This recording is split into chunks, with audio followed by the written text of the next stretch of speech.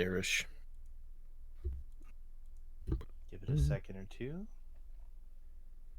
3, 2, 1. What is up, Chomp Nation?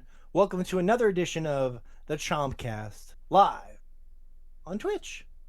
We know life is precious and your time is valuable, so thanks for making our show a part of your day. Hopefully we can return the favor by enhancing the grind of life just a little bit. We give you those legendary life boons. I'm letting my grudge die to get you through 2021. Don't forget, you can head on over to swordchomp.com where you can find all of our merchandise links, podcast links, Patreon links, written reviews, like It Takes Two, which is up there this week, and more. You should just go there and hang out. I know it's a little bit lame, but I promise you'll find some fun content to sink your teeth into. Would really upsell the product. Trying to downsell, keep expectations low. I know it fucking sucks ass, but come on.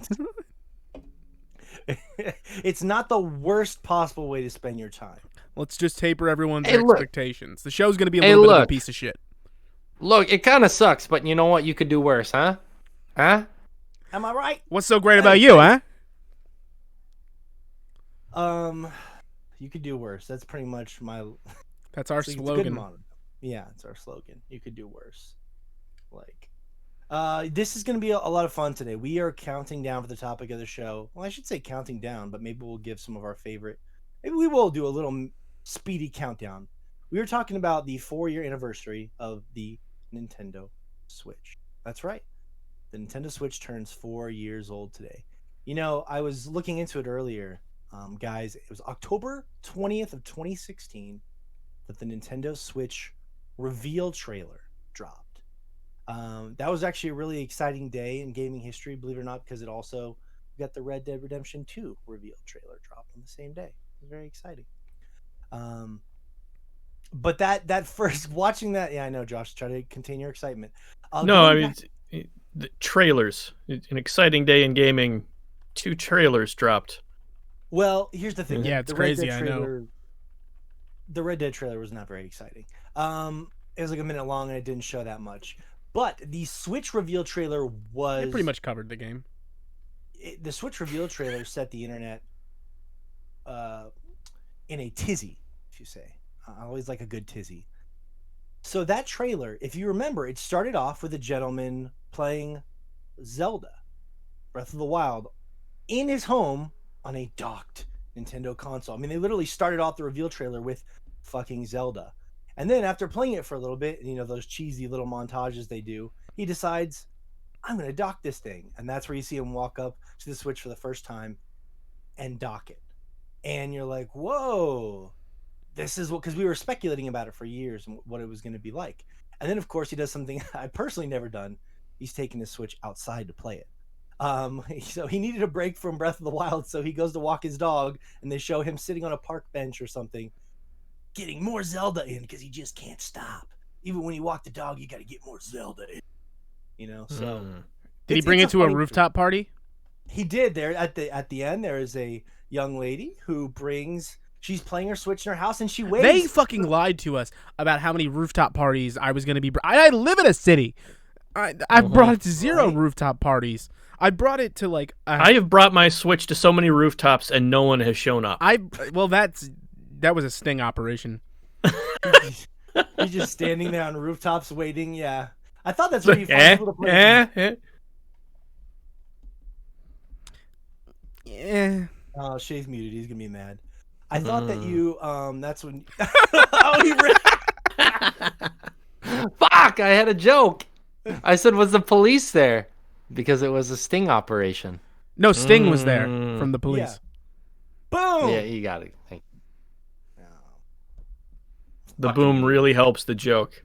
Like, see, the reason that joke is hard to wrap your head around because it being a sting operation involved, like the first joke was like, yeah, there'd be police there, and then you need to bring in a whole second layer with Sting. Yeah.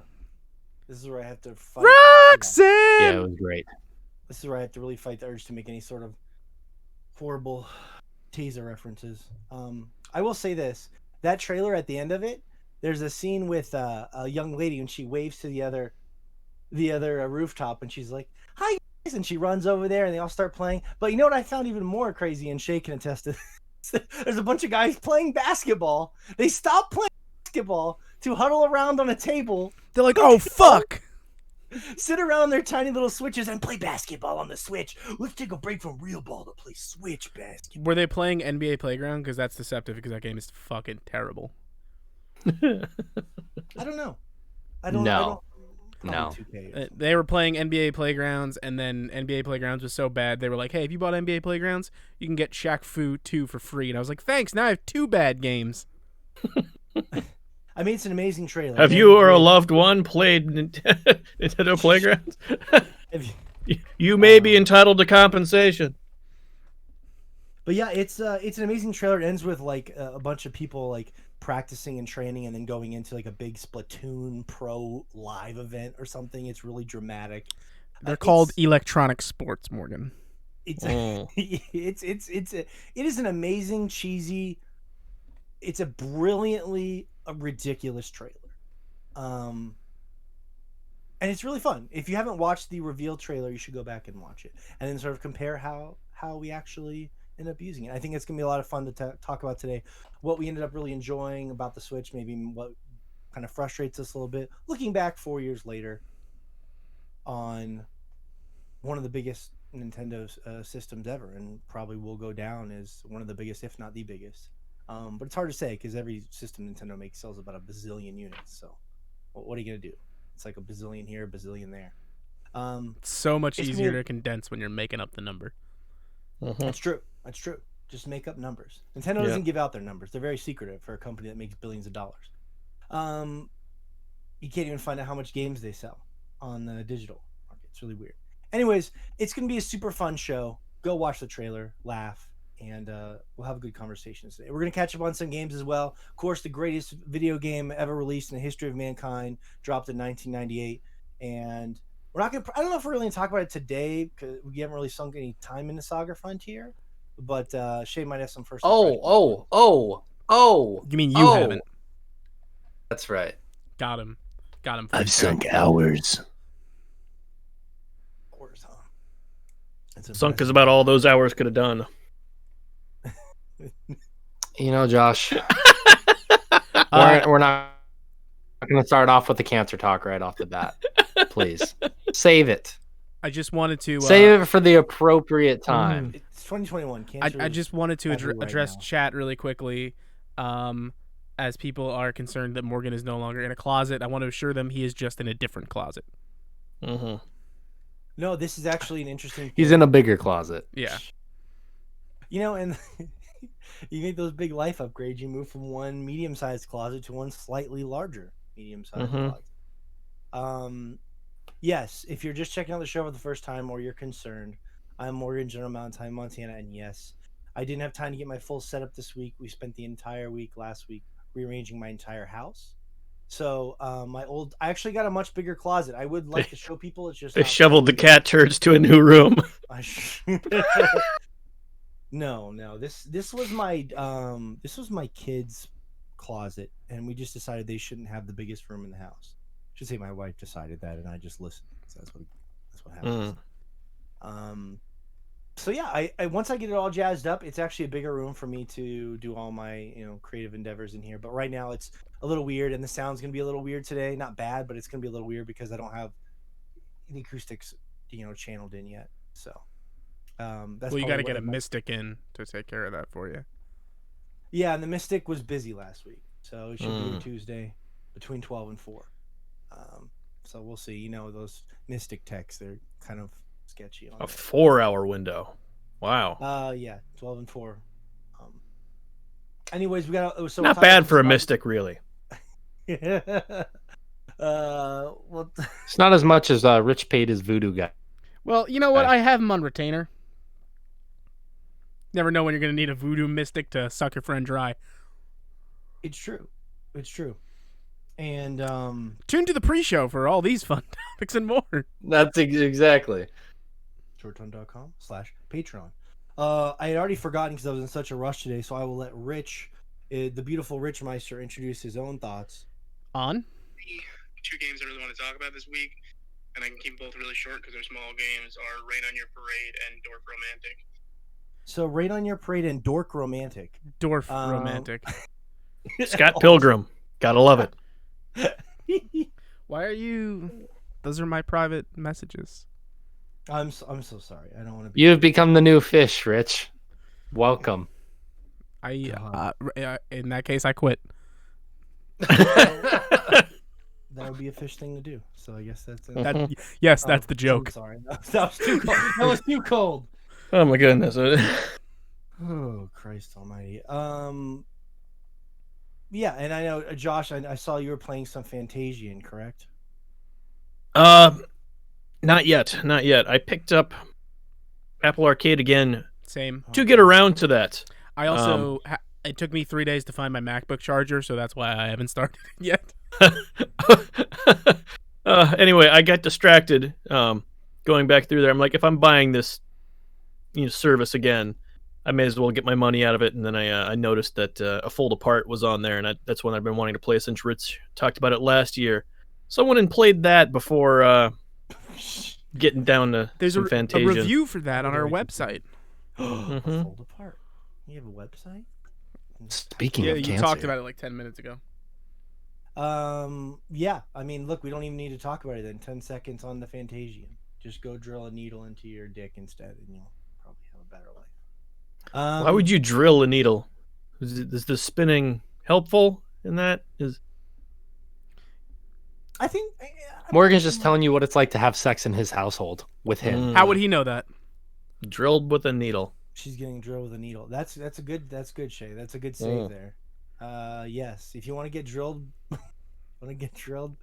by a needle, just hit my Go DMs. go to Morgan's house in Montana, where you Subscribe- can get drilled by a needle. Subscribe to my OnlyFans. Montana's coming attraction. I mean, Needle. Yeah. Montana's biggest attraction. No, I'd say it's not. It's Montana's it might not be biggest small long, attraction. but- Might not be long, but it's adequate thickness.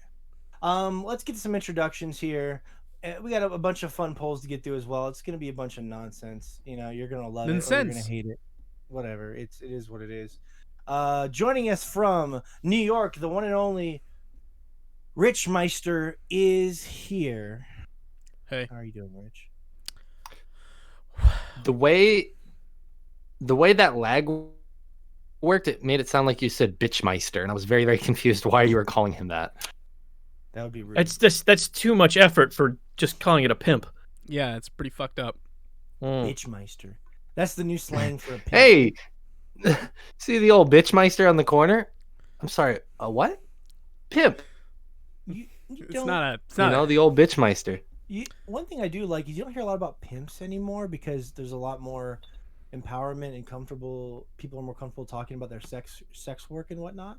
So the pimp, I feel like, is being pushed out of the picture. Yes, because more when now. there's so much talk, like we couldn't shut up about. No, pimps it's 10 because years they ago. realized that maybe drawing attention to it wasn't the best idea. I mean, I all know of them that except they for should- Matt No, you Gates, did- who, sure. thought Venmo was the Well, dark he's web. like the Elon Musk of pimps. Yeah. Mhm. You guys Yes. remember that time Yeah. where we I've discussed, invented a tunnel. possibly not actually doing a video game podcast, but we were thinking about, let's do a podcast about pimps. Dang. Welcome to the Pimping ain't Pimpcast. easy. Yeah. Pimping ain't easy. Pimp talk. Welcome to the Pimpcast, where we'll slap some information into your face. Our guest today is Shaft. You just don't hear the word pimp very much. I don't, unless somebody's talking about a pimple, I haven't heard the word pimp in How? a long time. Well, you're not hearing it then, because those aren't the same word. Huh.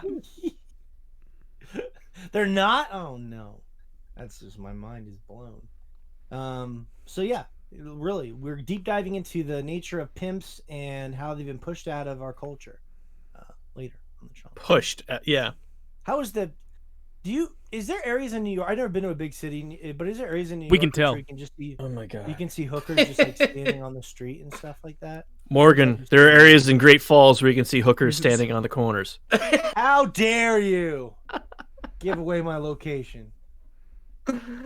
I mean, to answer your question is yes, but that's true of like as Josh is saying, that's true of anywhere. Literally every place with more than 3 people. Like they're not one of them is a hooker. They're not standing in fucking Midtown. Believe me, if that was the case in where I live, Josh, I wouldn't have been a virgin for so long. No, you were also broke though. That was. We're not putting this on the internet, right? This is not. This is on the internet right now. It's live. Shay Layton's joining us from Japan. The professor is here. Shay, I can't see your hands. You're not holding a Nintendo Switch, are you? I'm a little down there. Magic man. Oh, you set it on your legs. Okay. Magic. No, I would never, ever be having that in my hands. Never. Mm. I mean, if you can, I'm doing research. If it's the kind of game you can play while you're This is what my agent instructed me to say before the podcast. Shay Layton is on Shay Layton is on assignment for the editorial department. That's right. Okay. Right. Very exciting day for Shay Layton. The very same day Shay Layton sinks his teeth into the Saga Frontier remaster, we were rejected for Saga Frontier review codes.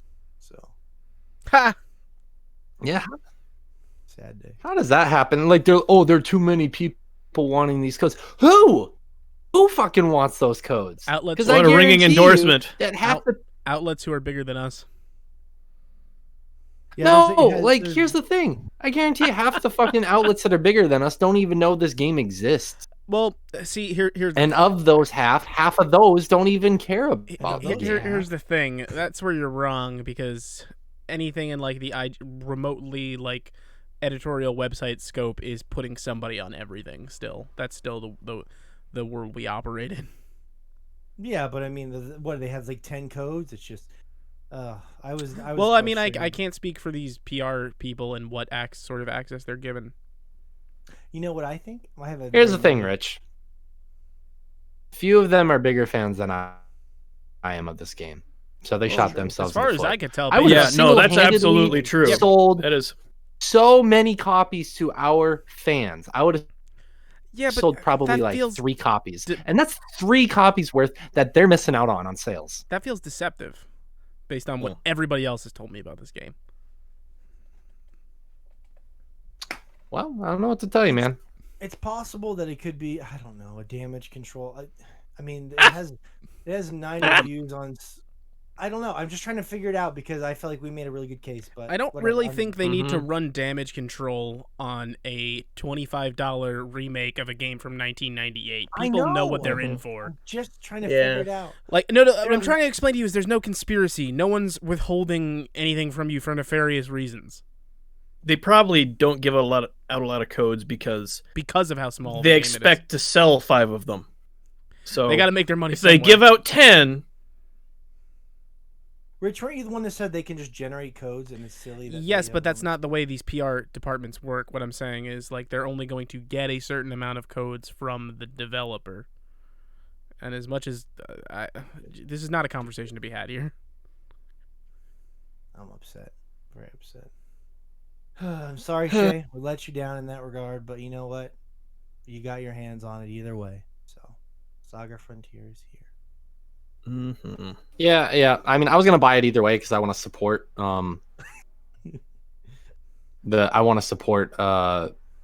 more remakes like this or remasters, because I really do like the game a lot and I want it to do well, all things considered. But I would have liked to have gotten a code. That way we could have talked about it sooner and we could have built up it getting better sales day one. I mean, granted, again, I know we're not like top of the line, cream of the crop reviewers or media outlet, but I'm running this editorial department in underground. Rich, you just said we're not big enough to get codes, so shut up. Well, of course not. Clapton's getting all of them. Thank you. We got Assassin's Creed. You know what, Shay? It's just frustrating. But hey, you know what?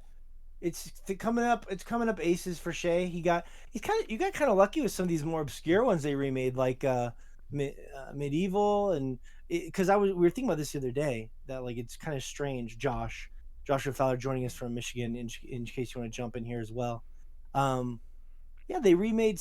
There's certain games that are getting remade, and then you look at some that are like considered great games and cult classics that, like a Vagrant Story, or like maybe even remaking a Final Fantasy Tactics or something like that we haven't seen yet. So it's interesting to see what kind of finds its way out there. It's not to hate on it, because I'm happy for you, and I'm sure I have some obscure game I'd love to see get remade that no one else would care about. But it's weird. I mean, yeah, a lot of my favorite games games that I really enjoyed as a child have been remade or remastered in some way. I mean, we had the Spyro trilogy, we had the Crash trilogy, Yep. we've had Saga Frontier, Resident Evil 2. Even got a Crash 4. We've had some other one. Final Fantasy 8 even got its the 7 remaster. remake. Medieval, yes. Final Fantasy 7 got its remake. Yeah. It's true. The only thing you're missing that would complete your life is Shining Force. Dino Crisis or bust.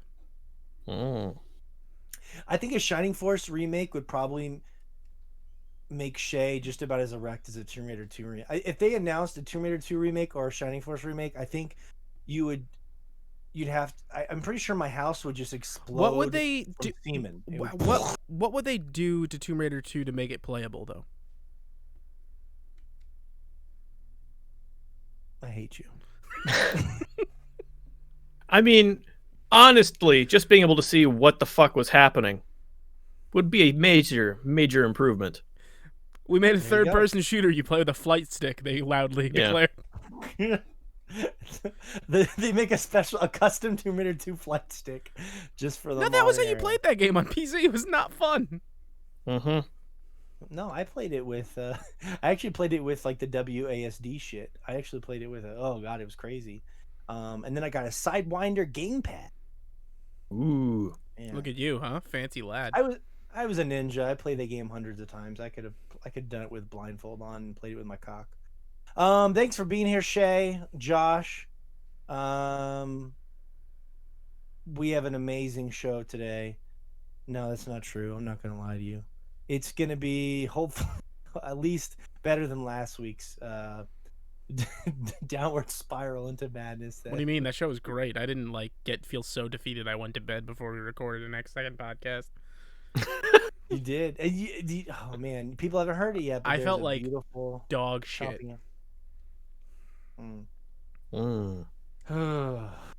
I hear no. I'm gonna try and hold on my playful jabs at the Switch. So that's the topic of the show today. So thank you for joining us. If you're watching us on Twitch, whether it's your first time and you're dropping in, thanks for being here. We're gonna babble on for a few hours and hopefully entertain and liven your evening. And if you join us every week around this time to watch the show and you're one of our faithful listeners, fans, patrons, thank you. Thank you for being here. We love you. And forgive my any sort of weird sound issues or the strain. See, the lighting is not as flattering. You can see the big shiny spot on my head now. I don't like it. I don't like it at all. I'm just as far away as Shay. We're so far back. Causing me discomfort. Anyways, let's get to the topic of the show. No more rambling on my part. The Switch turns 4. Boom. Holy shit. We can finally take it drinking. All the polls I did this week, by the way, that we'll talk about at the end of the show, are Nintendo Switch related. So we'll get our audience's feedback on stuff like Zelda versus the field, which is always tough. Anything versus the field. So I think I want to start off like this.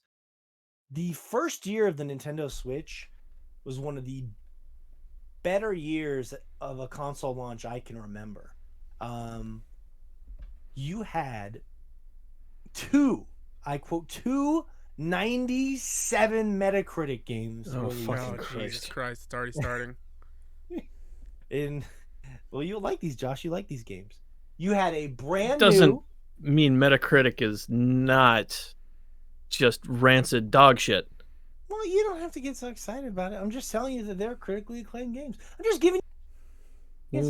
I'm going to get so mad about it. Sheesh. Anyways, you had two 97 Metacritic games that were released in the same year.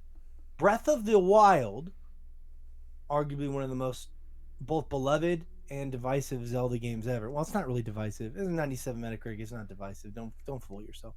And Mario. We got a Mario game and a Zelda game in the same fucking launch year. That's incredible. That is really incredible. How did you guys feel about that? I know we'll go around, Shay. I want to. You got yours later on, so I'll throw it to you first, Josh, because although you try to pretend you're not, we all know that you're a secret Nintendo lover and fanboy. You did reserve your Switch and Zelda. How did you feel about the first year of the Switch? The first party stuff was really good. Kind of feel like it took a little while for some of the smaller indie stuff and third party to really get on. Not too long. Like there was stuff pretty soon after that, Towards but like the tail end of that first year and into year 2, they definitely got really good with indie stuff. Yeah, but like at launch, there was not a lot there. It was kind of like there were a couple interesting things, but like nothing that they stood out because of the rest of the lineup is kind of the where it was. What did you buy with your Switch for like the launch games? What were all the games you bought before? Because I knew it was going to be a pain in the ass to get a hold of one just after the last 2 Nintendo consoles. I ended up getting a bundle that had 1-2 Switch. What was the one called? It was some Heroes game. It was like a some Heroes game. It's a roguelike. No, it's called Heroes. Like the last word is Heroes, and I keep thinking no more Heroes, and which is obviously not it. Snipper clips. What was what was it? Anyway, it was like a roguelike with a weird sort of combat system that was actually the combat system was great, but like a lot of the rest of the mechanics around it were not my favorite thing. This game that you don't know the name of, that anyway. This is a thrilling conversation. Yes, but you, I'm sorry that this game horrified you so actually much. I've got the case right here. It should be live on Twitch. Look at Just this look exciting visual aid. What is it called? Fun thing. Bring your visual aid to show and tell, everyone. Show and tell. Has Been Heroes. Oh, okay. The one where you're like playing as like retired mercenaries who have to escort the 2 princesses to school every morning is the idea behind it. And had a really cool combat system on it. Good. The combat was great. It was a really unique combat system in it. But like a lot of the rest of the stuff around it kind of made all the playthroughs feel really samey. So like great combat has system. Been part of the name, right? Mm-hmm. But anyway, yeah, no, I think it was fine, especially considering kind of what we're seeing from the other 2 consoles currently, which has been dismal, to put it generously. Not that I think it would have been much better, but like I think the state of the world has affected that in some ways. I don't think it would be like it's not a 1-to-1 comparison there. Yeah, it's the situation is so weird, and it's been a weird year to launch a console. But I don't disagree with you. Yeah. Rich, how did you feel about the first year of the Switch? The first year was great. Like, I mean, obviously, first party stuff got a little bit weaker in the years that followed, and I think we are gonna hopefully in the next year, the following year, see a boom in that stuff again as they've been developing more and more shit. But that first year was really strong. Like you said, we got Zelda, we got Mario, and both of them were kick ass as hell. Really wanted to like ARMS. ARMS, yeah. Josh liked it more than you, I think. I mean, yeah. I thought it was like novel and neat. It just needs to be expanded upon. Like if an ARMS 2 happens, I'm super interested in seeing what that is. They kind of just kept expanding on it because they've just like all their properties, they kind of keep it, supporting it for forever. They've added like 4 or 5 more characters and other modes in there and stuff. Lore of ARMS, it is wild. Yeah, it's. You think their arms are long? I do. Let me tell you. But yeah, no, like that first year it was strong as hell. I don't care about what you're showing me. I don't give a shit. This is for the audience. It's for the audience. You already Is said it? it. They don't give a shit either. It got a 97 Metacritic score. Everyone, Let them speak for themselves in the chat. Hopefully. tell Jeffrey, him if you you're don't give a shit. there, Mm-hmm. trying to I don't need Metacritic to tell me that Breath of the Wild was good. I have eyes. And thumbs. But The point is that it's very difficult to get a score that high, and that just shows you how amazing that game was. or you could just judge it not by like. I I mean, for some reason, Rockstar games keep on getting 90 plus. Like in their Rockstar games, that makes no sense. I like So, Max Payne. mm-mm. Yeah, I'm not saying you have to agree with it. It's just, anyways, go ahead. I do want to point out here that we have two people in the chat. One said zero shits given about the Metacritic, and the other said, "Christ, man, this Metacritic stuff is killing me." Who said that? And I've got 2 drinks to get over the Metacritic. Who said that? Who said I'm that? about to get 4 drinks. Yeah. But yeah, no, that Gil Beasy? Was it you, Gil Beasy? Gil Beasy's not here yet. That first year was great, and even more so, like I've loved the Switch all the way through for the pure like indie stuff we were getting. Like that has been my go-to for certain kinds of games as these years have gone on, and I think we're having a great year for the Switch right now with things like Monster Hunter. In fact, even like that has given me so much Switch play time already. I put like 55 hours into that game. That's a lot of hours. Yeah, a lot of people are missing me. Mm-hmm. Are they? Yeah. Ugh. But Yeah, it was a little mean spirited there. Yeah, it's kind of it's a little fucked up. Okay. Shay, you were late to the Switch game. You didn't get yours till Fire Emblem came out, and you were like, okay, well, now I have no choice but to buy this thing to play Fire Emblem. So you actually, weirdly enough, are an interesting case study because you have not played 2 of the greatest games ever made, Super Mario Odyssey and Breath of the Wild, actually. Yeah, I've made the mistake of waiting for them to go on sale. Yeah, Nintendo doesn't really do much of that. They don't digitally. Mm-hmm. Yeah. They do like indie sales, but yeah, that's about it. So I think they're having one of those at the moment. I mean, but I've seen them on sale, but they're like at brick and mortar shops in the US. So that doesn't really help me here. I mean, I guess I could go check the used shops here to see how much they are here, actually. That would probably be a pertinent thing to do, The super potato. I guess.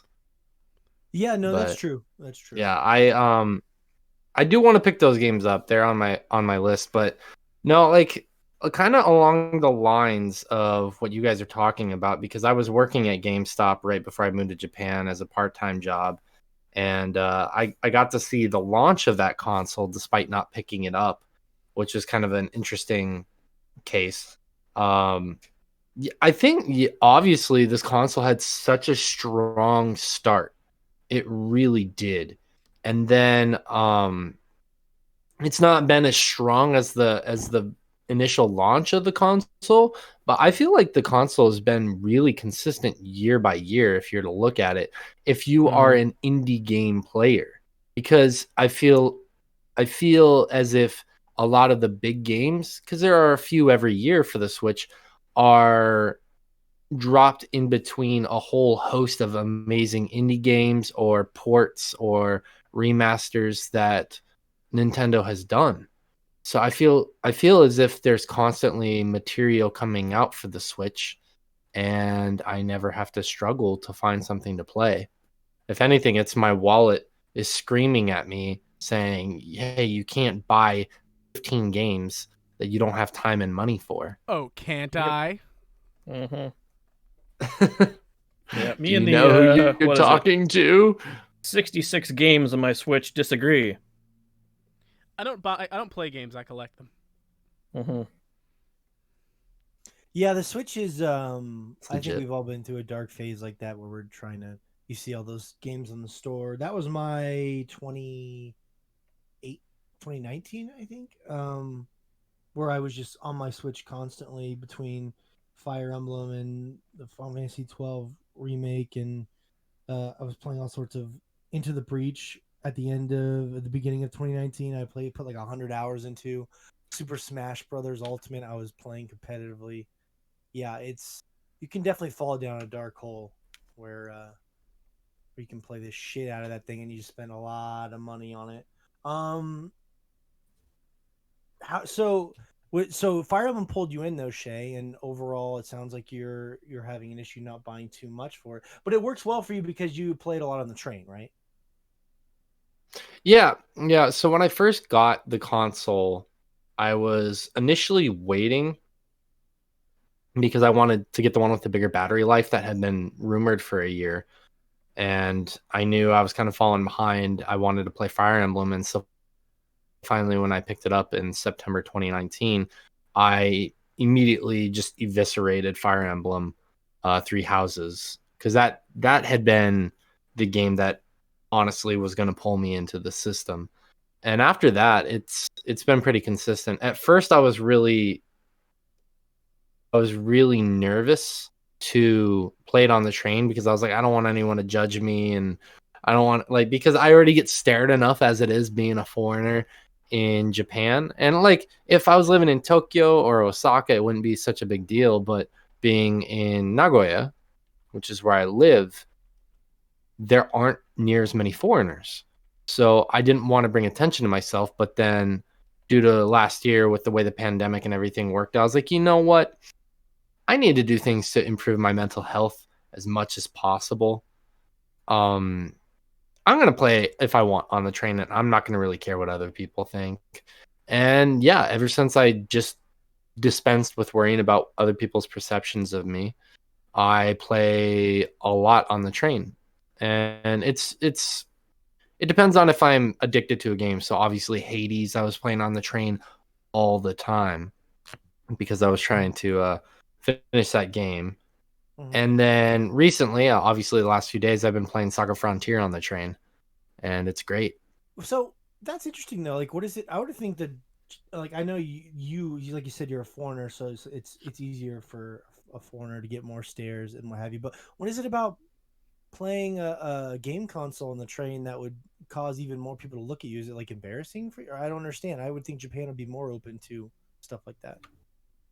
You, you know, like that's kind of the public perception.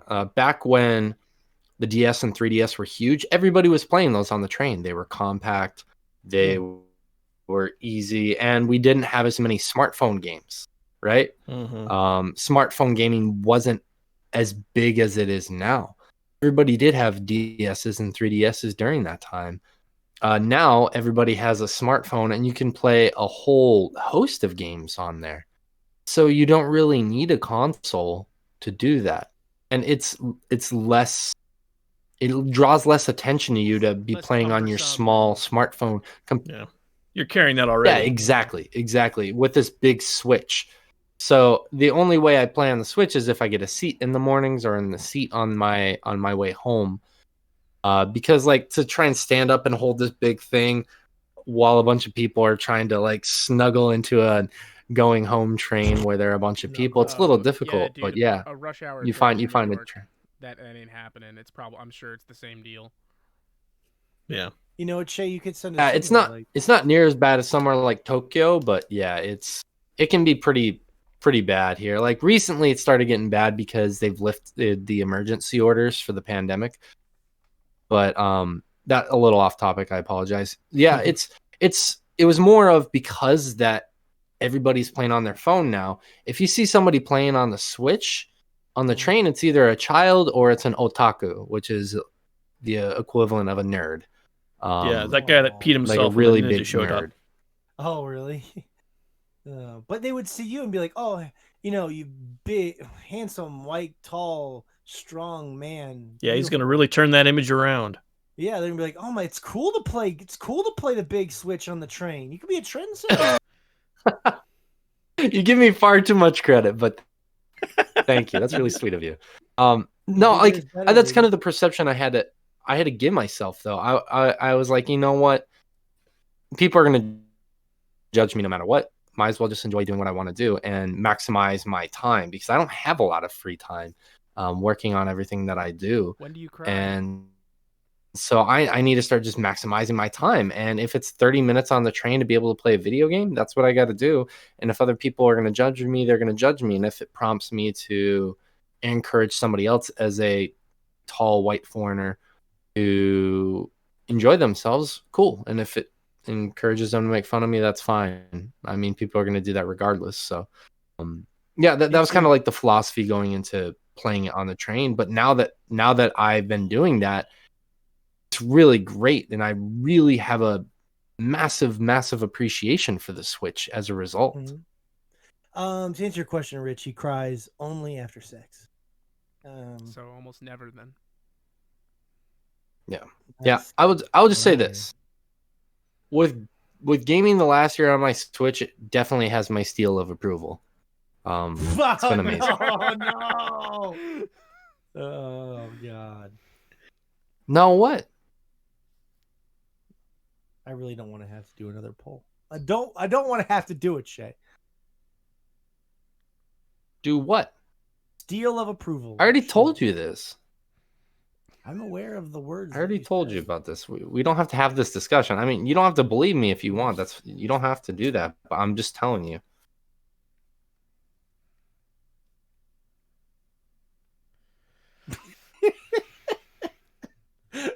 I don't know what else to tell you. I mean, big yikes, I explained am I it to you right? privately in WhatsApp. Anyways, Do you have any questions? I will. I mean, I could explain it again if you like. I think you explained it rather well. And thank you for that food for thought. Everyone just go Google seal of approval. Don't Google seal of approval, which probably confuses you. Google seal of approval. And then DM a picture of your genitals. Well, you know, but the phrase actually comes from is in the 1500s in England, the king was briefly a seal. And you'd have to go to, they called him the seal of approval because if you ever needed to get anything done, you'd have to go to the seal, and he would bark twice if he approved something, and he would bark 3 times if he didn't approve it. So you'd be like, "Hey, we should have a kid," and then your husband would be like, "We got to go to the seal of approval." And you know what was funny about that is there was a lot of drama because yes was 2 barks, no was 3 barks, so he'd go, "Arr! And then you'd wait on bated breath. Will there be a 3rd bark? You know, So I told you I could get him Rich, to bark. Rich, I was going to say, does that technically count? We not only got him to say seal of approval on the podcast, but we got him to bark. Yeah, the barking was for my own as benefit, well. Does that count? Yeah, that counts. That was both things accomplished. Yes.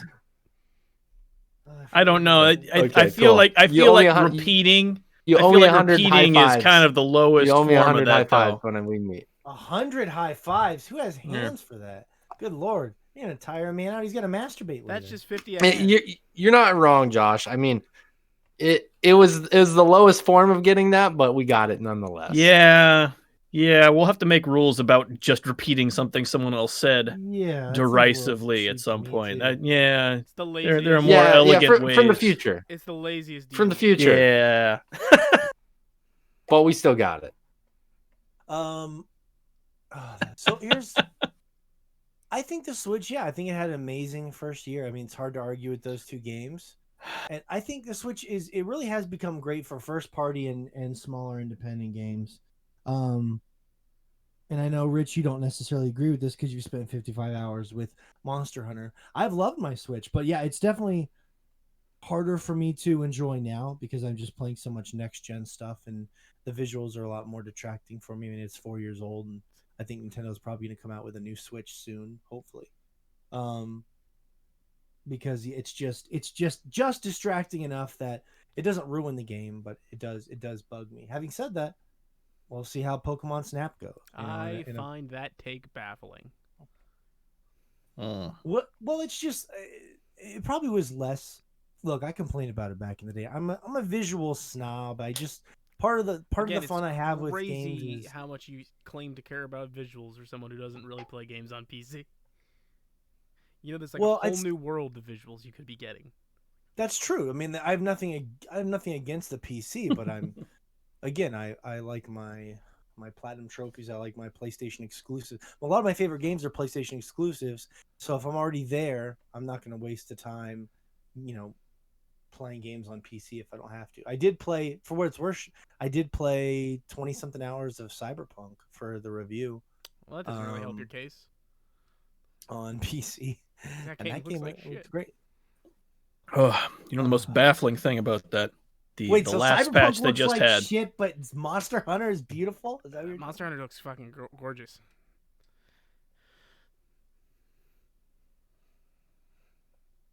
gorgeous? I'm not ready for another Cyberpunk conversation. Mhm. I don't think I'm ready for another Monster Hunter conversation. But I will say this. That's just my personal opinion. I know it's, to each their own. It's not going to stop me from playing games like Pokemon Snap. I'm still really, really excited to play that. And really anything they put out, Breath of the Wild 2, like I'm not going to stop playing those games.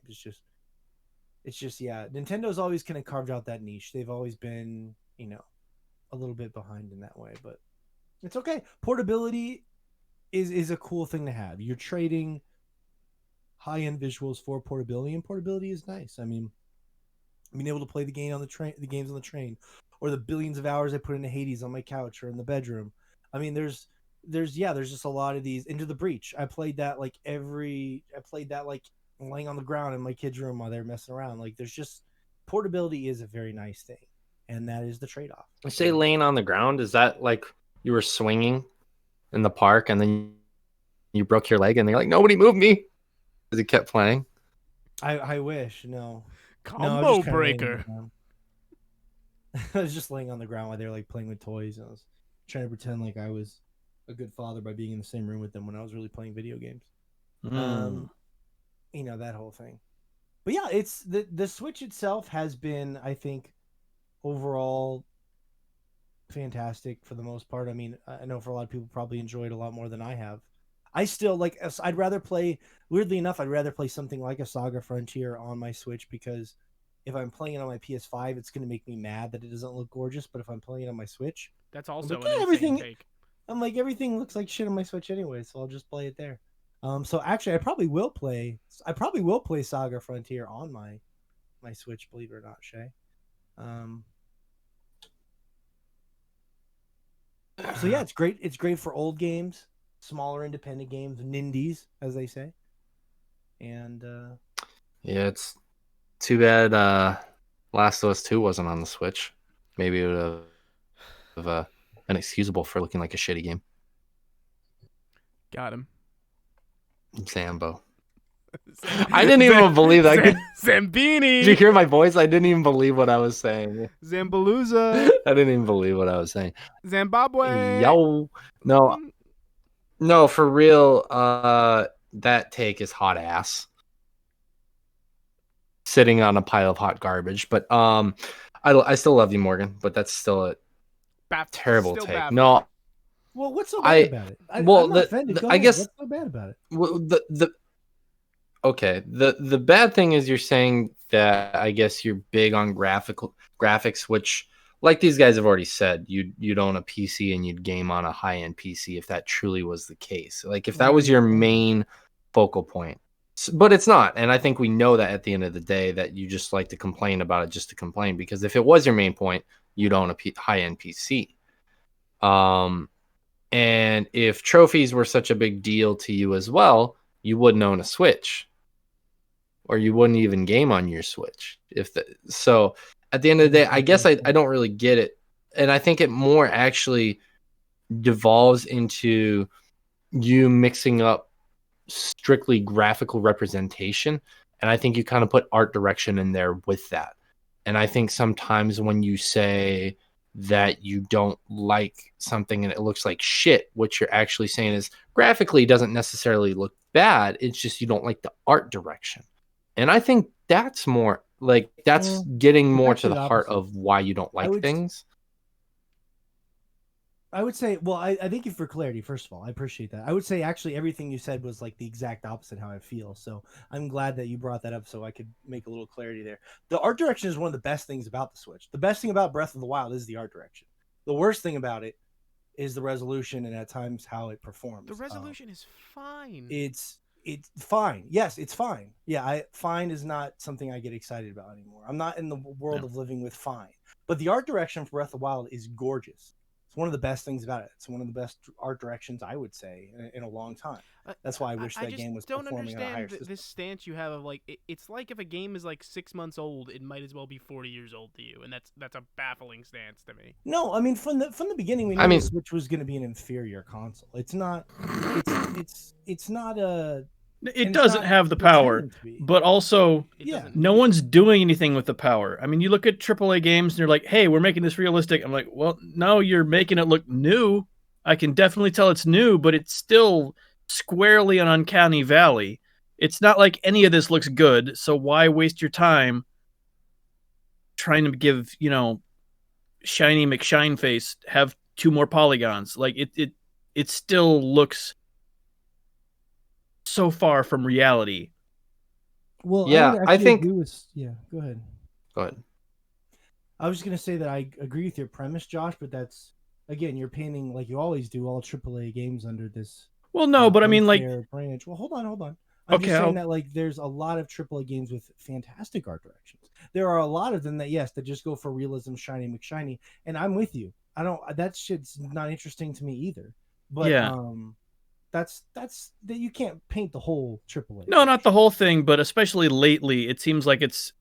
I mean, you look at the Mass Effect. Every new screenshot and video they show of that looks strictly worse than the original game. The lighting looks really bad.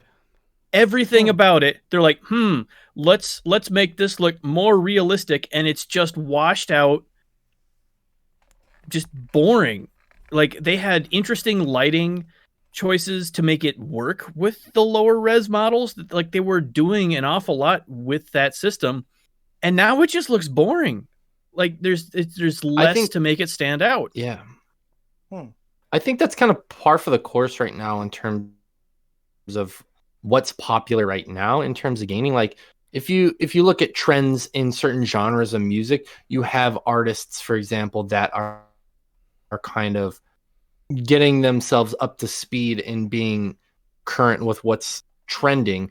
And then you have other artists who are kind of doing their own thing within that realm, but they're still doing their own thing. And those are the ones that always stand out the most, and maybe that's kind of a weird analogy, but I kind of think of that the same with devs as well. You look at AAA games and you see some that are kind of getting themselves caught up to speed. What's that game that shooter game that just dropped on the Xbox? I always forget the name. Outriders? Is that the one we just talked about? Outriders, thank you. That one to me is like, yeah. Sorry, you're right. I just always think Game Pass. That's why I was thrown. Yeah. No, that game, like, while it is a beautiful game, it feels like a very much par for the course type of thing in terms of what we're talking about, where it got caught up to that.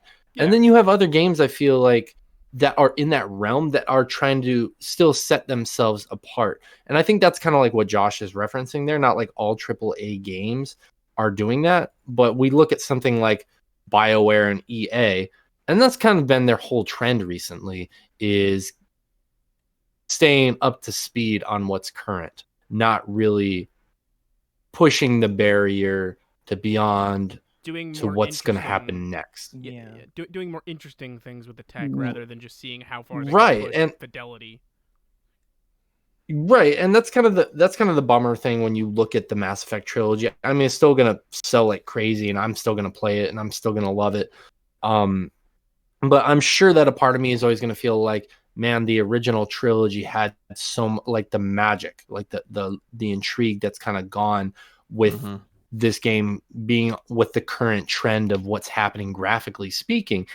I think that's part of the reason why I've always, with the short amount of time that I've owned the Switch, that I've really enjoyed it, playing the games that I played on it, because maybe graphically they don't look the best in the world, and that's fine. I've never and that kind of separates Morgan from the rest of us in some ways. Is Morgan is always very concerned about that in his way, and for me personally, I'm never really concerned as much about having the utmost highest quality of graphics. I want something that's going to stand out more artistically, and that's more of my focus than the graphics, where Morgan's he's saying is kind of the opposite, which I think is fair.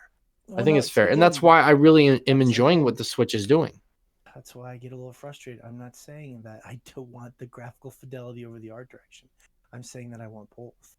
I want both. That's why. But when I look at, hold on. When I look at the, for example, I was just looking at some of the best art direction in games last year. You have AAA games, Ghost of Tsushima, all the things that were nominated. The Last of Us Part 2. You had Final Fantasy 7 was nominated for best art direction. Ori was gorgeous. That was a $40 game, but still gorgeous art direction. The only independent game that was nominated for best art direction was Hades. And that looked great as well for a smaller game. So and Ori. Yeah, but Ori's a $40 game, so it's in that weird middle tier. But yeah, you can so charge whatever for an indie game. They were published by Microsoft though, so that they had more money behind it. But they got Microsoft money now, which is good. Okay. I'm happy for them. Okay, fair. And there's other bigger AAA games, like Miles Morales, that looked great as well. That had an art direction. You had there's probably some stuff I'm missing off the top of my head. Yeah, no, there's really good stuff, but a lot of stuff you're saying they're not going for, like, we're gonna make this as realistic as possible, like Ghost of Tsushima as well. Yes, is not the highest polygon count models or anything. Like, you can tell they're kind of going with some more simplified designs in a few places for performance sake, and those were all good decisions. Like, the game it's one of the best running games on the entire console, on the entire PS4.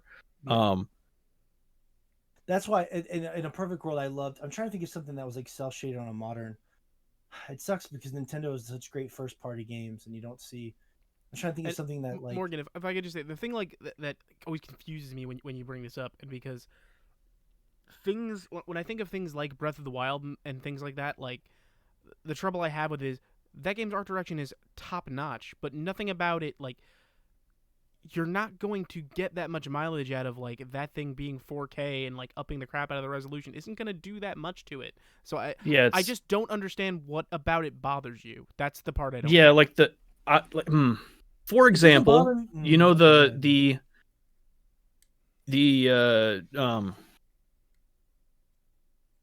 Skyward Sword remaster that they're bringing out. They're scrapping the watercolor filter over the entire thing because, well, it's in HD now. We don't need to do that. Yeah. To hide the thing. And it's kind of a shame. Like, that was a really interesting thing they did. It doesn't look bad, but it's missing a little bit of that charm now.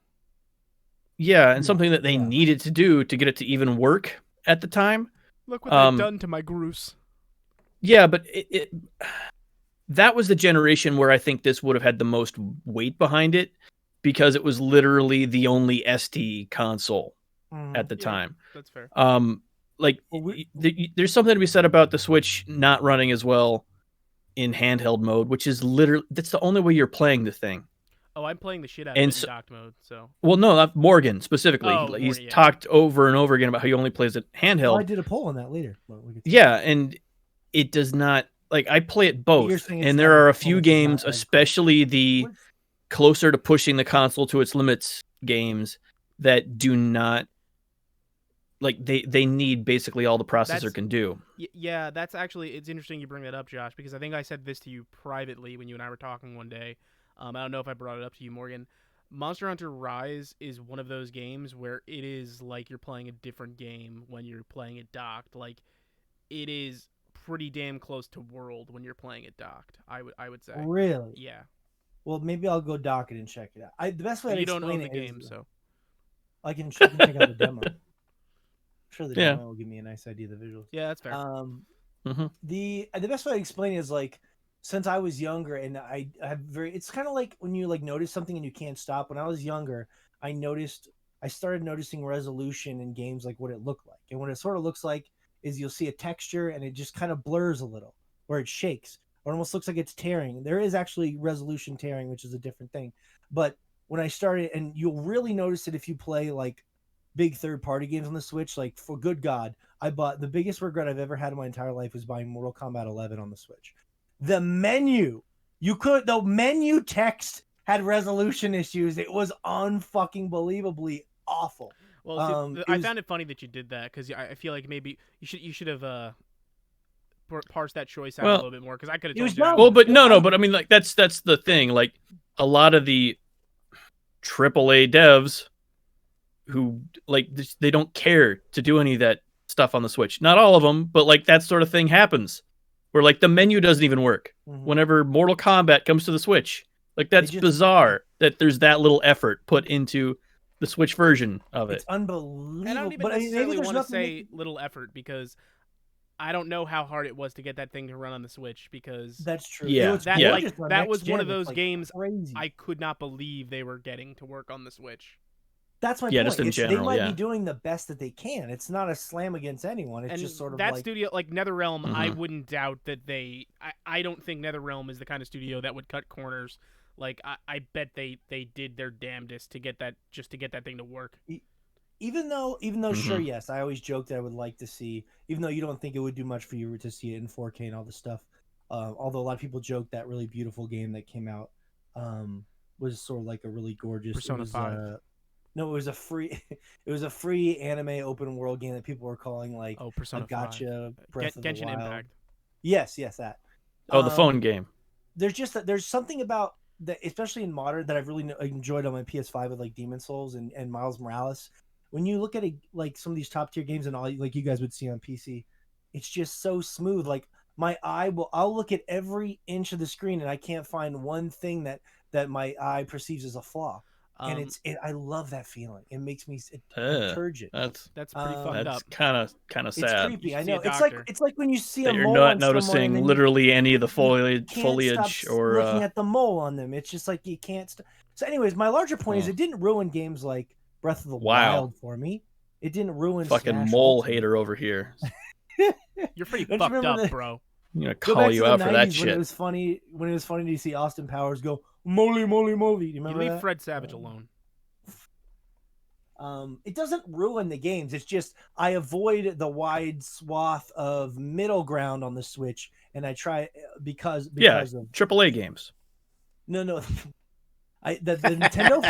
Nintendo first party games doesn't detract from me enough to like ruin the experience, and then the smaller games like Hades or Into the Breach and all that kind of stuff, or like a Saga Frontier. That was the point I was making. If I'm playing Saga Frontier on my PS5 for whatever reason, it's just gonna feel like I'm wasting my PS5. For the record, it's definitely not just first party stuff anymore because I mean like Capcom is pulling some wizardry on the Switch with Monster Hunter Rise. That game has like very quick load times. It is loading huge swaths of area, and it looks good when it's docked. It looks great. Yeah, like these companies can do it when they put their mind to it. It's just that they so rarely do. I mean, stuff. Yeah. Also, it's been the 4 Mario years now. Rabbids Kingdom battle. That's a great is game. amazing. The art style is great. They clearly put the effort into doing just an outstanding job making this Luigi thing. has a gun. Yeah, it's so smooth. Mario Odyssey generally looks amazing. Like it's so silky smooth. Another even when I was being a critical asshole, I would study Super Smash Bros. Ultimate. In the podcast? Right now, I would study Smash Brothers Ultimate, and it looked amazing because they're optimized by Nintendo, and of course Nintendo games are great. Well, I mean that's not just that, like on the PS5 even like whenever games are optimized to run at 60 frames, they look much better because you get that smoothness. Like, did you guys, which is why I'm still baffled anyone's trying to make ray tracing a thing on consoles at this point. It's just like, why are you putting your effort there? It barely works on PC. I'm not baffled since Miles Morales. I'm not baffled by it. Miles Morales did a really great fucking job with it. and found the way to balance it with like cutting down on crowd density and stuff. And that is the game that made me believe in ray tracing on consoles. It, Also, that re-release of Control did a pretty good job with it on console as well.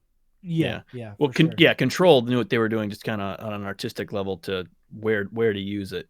But I'm sure, like when, but developers even like then, Naughty like Dog even get in there, we're gonna see the Ghost of Tsushima sequel. I'm sure we're gonna see some amazing stuff with ray tracing in the coming years. But to be succinct on this, yeah, I still love the Switch. It doesn't ruin it for me at all. It's just one of those sorts of things where you trade off, you make that trade off. So, but most of the games I think Sure we're do love playing them on there apples. well, I would say one of the great things about the Switch, really enough, is playing games that are a little bit older, like because they look amazing. Like I'm sure they could bring I'm assuming they could bring the Wind Waker remake over, and it would look great. All the Wii U games come over, look great, and they're Nintendo games. But like Donkey Kong I'm Country honestly Tropical surprised they Freeze haven't brought that Wind looks Maker or the Wind amazing. Waker Wii version over to the Switch yet. Pretty That mad seems about like it. yeah, that seems like that would sell really well. Yeah. I should buy a Tropical Freeze one day. That's a really fun You game. should email Doug Bowser and let him know. Maybe he just forgot. Yeah, You maybe should- they just forgot you about should it. They email released them and that ask them for a special review edition copy of Tropical console Freeze. version, and that was it. I'm like shit all over my dreams. But yeah, I think that the most important thing is whether we're all on the same page as far as the middle ground stuff goes. The AAA stuff is generally great, but that's all Nintendo for the most part. Like anything you're playing that's a first party game, Nintendo is mostly the appeal. Fire Emblem, Mario, Super Smash Brothers, Zelda. I mean, that's all first party Nintendo stuff. That's why we're there, right? Yes. So, and that stuff generally does look really great. I do wish the Nintendo had some sort of like it would be cool if they had some sort of achievement system. They had embraced that by now, because I'd love to go through like Donkey Kong Country 1 and 2 again and try and get like, I don't know. You know, you can just go through and collect all that stuff for the fun of it. Like they're games with a lot of collectibles. You could just I know, but achievements, they do weird stuff like, give 7 high fives to Donkey Kong in the first level. Dumb shit like that, I don't know. You want a sound effect that gives you the dopamine you crave? Yeah. You need someone to ring a bell every time something important happens. Pavlov's Switch. That's a good question. I would like what's the one thing you'd like to see from Nintendo going forward into the next step of the Switch, as we kind of put a bow on this? Better online experience for sure. Yeah. Put it in the console for one. Yeah. Because to be honest with you, the times that I've tried playing Smash with friends across the world, it's super, super glitchy. Part of that's just the long buggy distance as hell. stuff, but yeah. Part of it is that, yes, but part of it is also the Nintendo online experience as a whole. We had issues with Pokemon as well, both together when we were playing, as well as like one-on-one when we were doing stuff online, it being a little bit laggy and there being some issues. Yeah, I don't know. I just like as a whole, I want a better online experience from Nintendo, and it's difficult to say that because I feel like it's coming from such a privileged place, because I think about how Nintendo has done some really cool things, like their Super Nintendo classics that you can play for $4 a month, which is awesome, and they continue to add games there, or how they had the Mario 35. And they have Pac-Man 99 now, which we'll talk about later.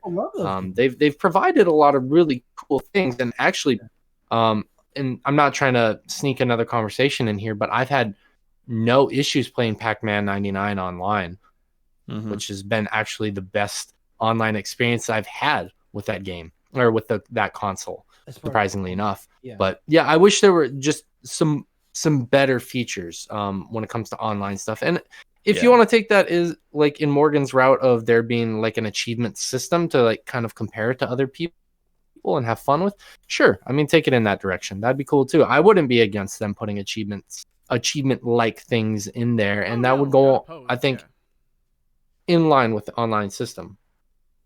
It is weird that they don't have it. No, you're right, Shay.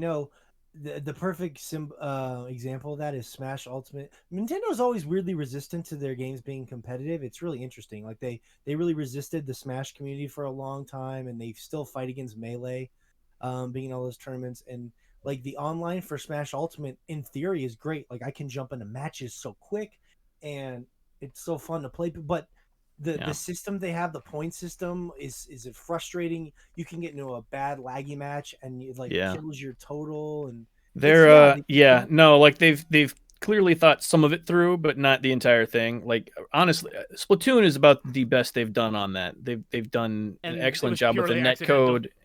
Yeah, with their net code on that, and also just the competitive and community they ended up building in that game is really impressive. Where you get like, and then you get stupid stuff like in Smash, like you're saying, where you don't have a competitive rule set lobby. You get, it will pick randomly between like the two rule sets that you and your opponent have, like just random dumb shit like that. Like, why isn't there a competitive rule set that you've picked for this? And that's how we're gonna play for this. Have more than one of them if you want. Like the community had to pick them. That's for like things like Evo. Yeah. That's the crazy part. Yeah. Mm-hmm. Yeah, I played that game for 6 months, and it was like one of the best experiences I had had, and I have nothing to show for it. It's not like in Call of Duty, I didn't prestige, I didn't get anything cool. That's nothing to show for it. I respectfully disagree with that. I don't even like Call of Duty, but I like the leveling up system that they have. That's literally nothing to show for let me tell you about Deep Rock prestige several times. Most prestigious. Let me tell you a thing or two about Deep Rock Galactic, where you can promote anything. Anything. One thing I want to say, Morgan, to your point about the lack of competitive nature that it seems like Nintendo has always had. I think it kind of makes sense recently. Granted, I think this is a small part to play because this is more of a recent thing where Nintendo's kind of had this issue for a long time. But I know living in Japan, one of the big things that they've kind of rolled forward with their education system and a lot of other things is competition is kind of being done away with in the classroom at all levels.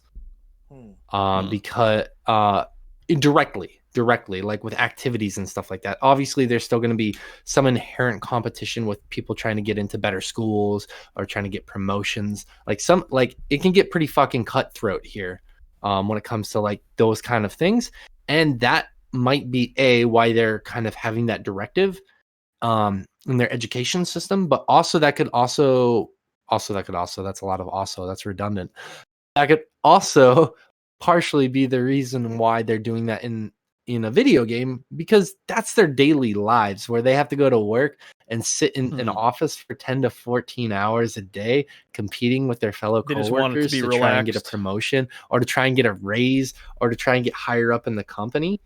And just so drugs on your coworkers like that could be right. Well, you don't live in Japan, so it's a completely different thing. So easy peasy. Yeah. With them having to deal with that on a daily basis at that level, the thing may be, well, video games are truly an escape from a lot of those kind of dealings. So why would we put more competition when our daily lives are already a competition? You know what I mean? And it's kind of like along the same lines of when we were having that conversation last month about the representation in gaming, and we had some of our fans voice, well, we come to this podcast as kind of an escape and to not deal with that. Like I said, I could understand that. I didn't agree with it, but I can understand that reasoning. And that could be the same case here, where it's like we deal with competition so much in our daily lives, we don't want to deal with it in game format as well. And that makes a lot of sense when you consider it in that mindset. Sounds like a bunch of fucking losers to me. You know, Shay, I think that's A probably lot of those losers are making a lot more money than you or me, my friend. Most people who I would consider losers are. Yeah. I mean, if they're making more money than me, they're got him, Zambo. I think that's part of it, Shay. And also the rumblings I had always heard, and I'm sure you guys may have heard this as well, it's that Nintendo always wanted Smash to be a fun family party game. They didn't like the competitive association with it. They liked the idea that it was something anyone could pick up. And sometimes when those games become hardcore at those events, it sort of takes on a very competitive connotation to it. And I always thought that was interesting whenever I heard people talking about that who were really into the scene. So because you can't stop people from being competitive if they like your game, it's just going to happen. Rich, what would you like to see going forward the most from the Switch? It was going to be improvements to the online infrastructure, so I really don't have much to add there. Yeah, like that is Nintendo's Achilles heel, and that is the thing they should be focusing on. So when you play Monster Hunter Online, you just hook up with your friends on Discord or something? Yeah, I mean that's Discord or just phone tree or something. It doesn't take much more than that. Like it's not the end of the world, but like it would be so much easier if we could do that natively. Yeah, thankfully it is just ridiculously easy to get in touch with people these days, with all the different online messaging services and whatnot, and all the new ones we've gotten acquainted with over the past year and a half. Yeah, so it's one of those things that it's kind of solved itself in a lot of ways, but the easy solution still dumb. Still be there. Exactly. Yeah. And Josh, are you on the same page there as far as just wanting better online? Yeah, I mean there are a few other things, but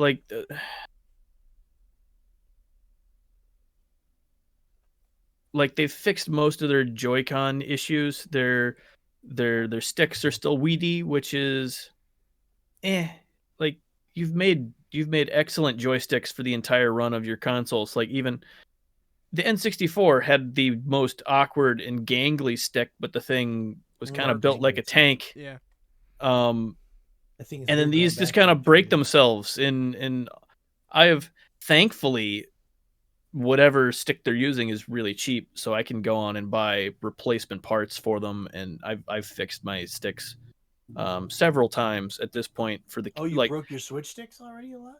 Oh wow. Yeah, well, my kids have, because there's so many hours I could put them on the machine. Like it's not like they're drift. I had the drift. Yeah. That's the issue. It's like the sticks end up drifting, which sucks. But in a console with it's a $5 fix. Like you can buy the replacement stick. Like that electronic part is really cheap, and since I've worked on electronics forever, it's not a big deal, but it should not be a deal given how solid their other consoles have. Like their controllers have been great, and then this system kind of has the worst controller they've ever made, just on a durability standpoint, and that's true. I agree with that's that. nonsense. Like they should have built a tougher, and like and even something like their Pro controllers are excellent. That's still one of the best controllers. I use that for PC just period. A lot, yeah. It's excellent. It's excellent controller, but that effort did not go. Well, I don't even know about the effort, but like they had to make probably price concessions. Well, I think it was less price than scale. Like they wanted, because everything is smaller. They're trying to get it to fit into that form size, and I think that nobody's just really building that sort of small scale thumbstick super tough the way they normally did. Harder to and do, that's and I think it's not quite there. Yeah. So, and I think I can express I agree with all you guys. I think I can express my final thought in a way that's probably not such an insane take for you guys, even if we don't completely see eye to eye. I'll mute you just in case. It's probably for the best. For starters, I would say, and I know Shay didn't mean it this way, but the reason I do play the Switch is not just because it's my job, but I've owned every Nintendo console since I was a kid. I plan on buying every Nintendo console until I die. Like I do love Nintendo games. Like my most anticipated game this year, I told you guys, was Pokemon Snap, and that's regardless of my frustration. So I'm not going to 2 weeks away from being disappointed. Probably, you're probably right. So those things, I'm always going to buy. I always think Nintendo has great games, and even if I get a little frustrated by their technology or their online things, I'm not going to stop playing their games because their games are great. Their games are great. Universally. Yeah. But right. When I spend so much time with all those exclusives I love on Sony, and then when I finally do break myself away to play something on the Switch, it's kind of a culture shock. Like, oh, that's right, and then I have no achievements, and I know it sounds sad, but it's kind of like it's a little bit of a culture shock. Well, as long as you know. Okay, so I was shocked the other day. I was shocked the other day. I was playing Demon Souls, and I realized I hadn't turned off achievements on the PS5 yet, and it was just like, oh fuck, Oh, what the shit God. is this garbage? Morgan, Got to turn those notifications off. before we take our first break, while we're on Nintendo stuff, I did want to briefly bring up, just because I thought it was interesting to talk about at least. I had not gotten a chance to start it yet, but I did pick up a copy of Ask Iwata today, the sort of memoir on Satoru Iwata, former deceased CEO of Nintendo. I just want to talk about this briefly because it's super cool this is out, because you don't normally get these sort of things from Japanese developers, Yeah. because they're not culturally, they don't really talk about themselves or things like that. And for anyone who's unfamiliar, what this basically is my understanding from the research I did is a lot of this stuff is out there free online in Japan only. This is basically a translation of a bunch of Japanese interviews that took place over the course of years, where Iwata was sitting down and talking to people. And sort of over the years, they kind of cracked the shell on a man who wasn't really down to talk too much about himself and managed to glean a lot of insights out of him. And I'm fascinated to read it because, again, just from the Japanese side of games development, from Japanese companies in general, this is not something you normally see. Yeah, Yeah. unless they're It's cool. Kojima or someone. I love that stuff. Yeah, he's very he loves himself. Yes. It sounds cool. I just wish I knew. I just don't know how to read. I was gonna say, if you want, Morgan, we'll set up some times. If only I knew how to read. I'll just call me. I'll read you chapter before bed. All right, that sounds like a nice ASMR thing. Well, very nice. Let's take a quick potty break, and we'll be right back.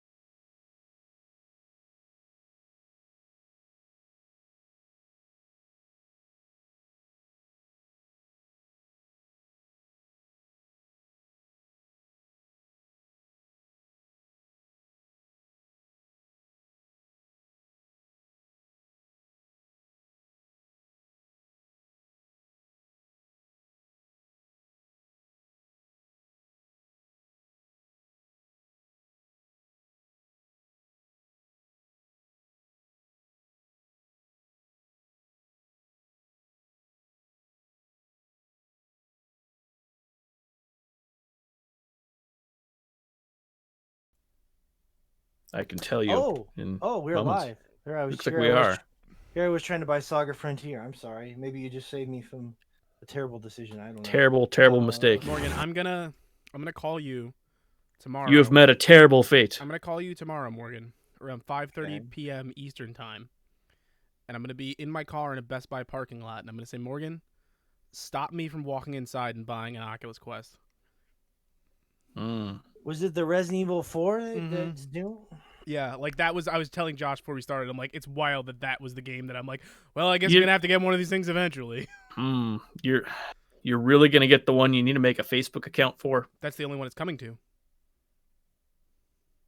Well, that's No, the you weird just talked thing. me out of it. I thought I needed this thing, but no, there's I no mean, way I'm I making a already have Facebook I already account. have a Facebook account that I don't use. I might as well just use it to have games. That's just the saddest thing. Like the very idea of a Facebook account. Oh, in it's very stupid. this day and age. It's very stupid, Well- but like, it's the thing that's gonna keep me from deleting my Facebook account. Yeah, no, this did it. They finally found a way to save Facebook. I mean, Yeah. I've been thinking about getting one for a while for Half-Life Alex because I feel Well, like I'm that's a totally game. gonna pick that up day one if I get it. Yeah. But yeah, I don't know if I'd run out. I think you're gonna really feel sick to your stomach if you do that right now, Rich. That's a big. Why? It's a big Uh-huh. purchase. It's expensive. I mean, there's so many The games Quest coming out isn't too that the you're big- gonna buy. I mean, What's the $400. Quest? 400? Yeah. That's cheap. Yeah. Oof. I mean, I mean, You if it have to costs you turn your back? soul because you need a Facebook account, but apparently that you I'm still also, haven't, I mean, yeah, that's. cashed in that voucher to get your soul back. So I'd be spending probably close to $500 day one because I'm gonna buy that cable that lets me turn it into a regular Oculus as well by connecting it to my PC, and that's like a $70 okay. cable. So yeah, I just wanted to, we're putting a bow on it. We'll move on, talk some games here. I just want to Sure. say we're on agreement that Fire Emblem Three Houses is the best Switch game, right? No, Is that the not consensus? top 10, but yeah, sure. technically, Persona 5 Strikers is on the Switch. Hey, got top 11, Josh. That's what I like to hear. Not top Mhm. 10, top 11. Woo-hoo-hoo. Shin Megami Okay, Tensei but- 4. No, is- that bright side. Actually, you know what? Technically, Shin Megami Tensei 3 Nocturne is on the Switch. Nocturne's on the Switch? Is that out yet? No, When did that? next month. I didn't think it was out yet. I'm like, did I miss that? You dirty liar. Yeah. That's fine. I'll probably I just play the PS2 version yeah, again. I mean, it's hard to argue with Breath of the Wild, but I do think Fire Emblem would be my number 2 with a bullet. Oh, it's Um, definitely in the top. It's a fantastic game. It's a game. a game. Well, Josh and Rich, this is your first fight. Let's do it. Go. Go. nah, Josh, I respect your opinion. Hmm. That's your first mistake. All right, so we're talking about a lot of games today. I guess. Let's see here. Oh, Saga Frontier. Let's let Shay. He's been, he's definitely not playing it during the show. So let's get his Definitely not. early. I would thoughts. never do that. Mm. It's fucked up that you even suggest it. So tell us how it's ruined. Yeah, your childhood. Okay, I don't have many thoughts yet because I haven't gotten my fill of the game. I have some initial thoughts though, and I thought those would be interesting for you guys. First off, I really did enjoy the art style a lot in the original. I really like the hand-drawn nature of the game. The upgraded graphics are really doing it for me.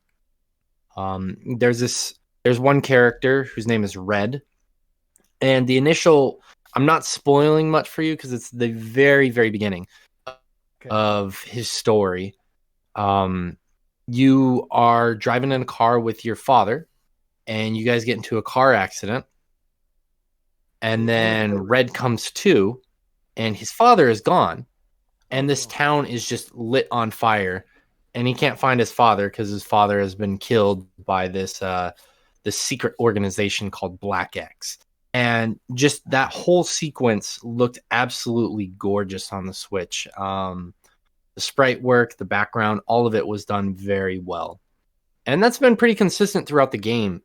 One of the issues that the original had was it had a really good art design, but the graphics didn't do it any favors. So there were times where you were looking at enemies or you were looking at background stuff and you couldn't really tell what you were looking at.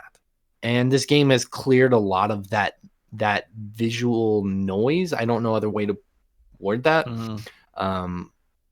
It cleared a lot of that up to where you can tell exactly what you're looking at every time it's on a screen, which is really, really nice. I'm really thankful for that.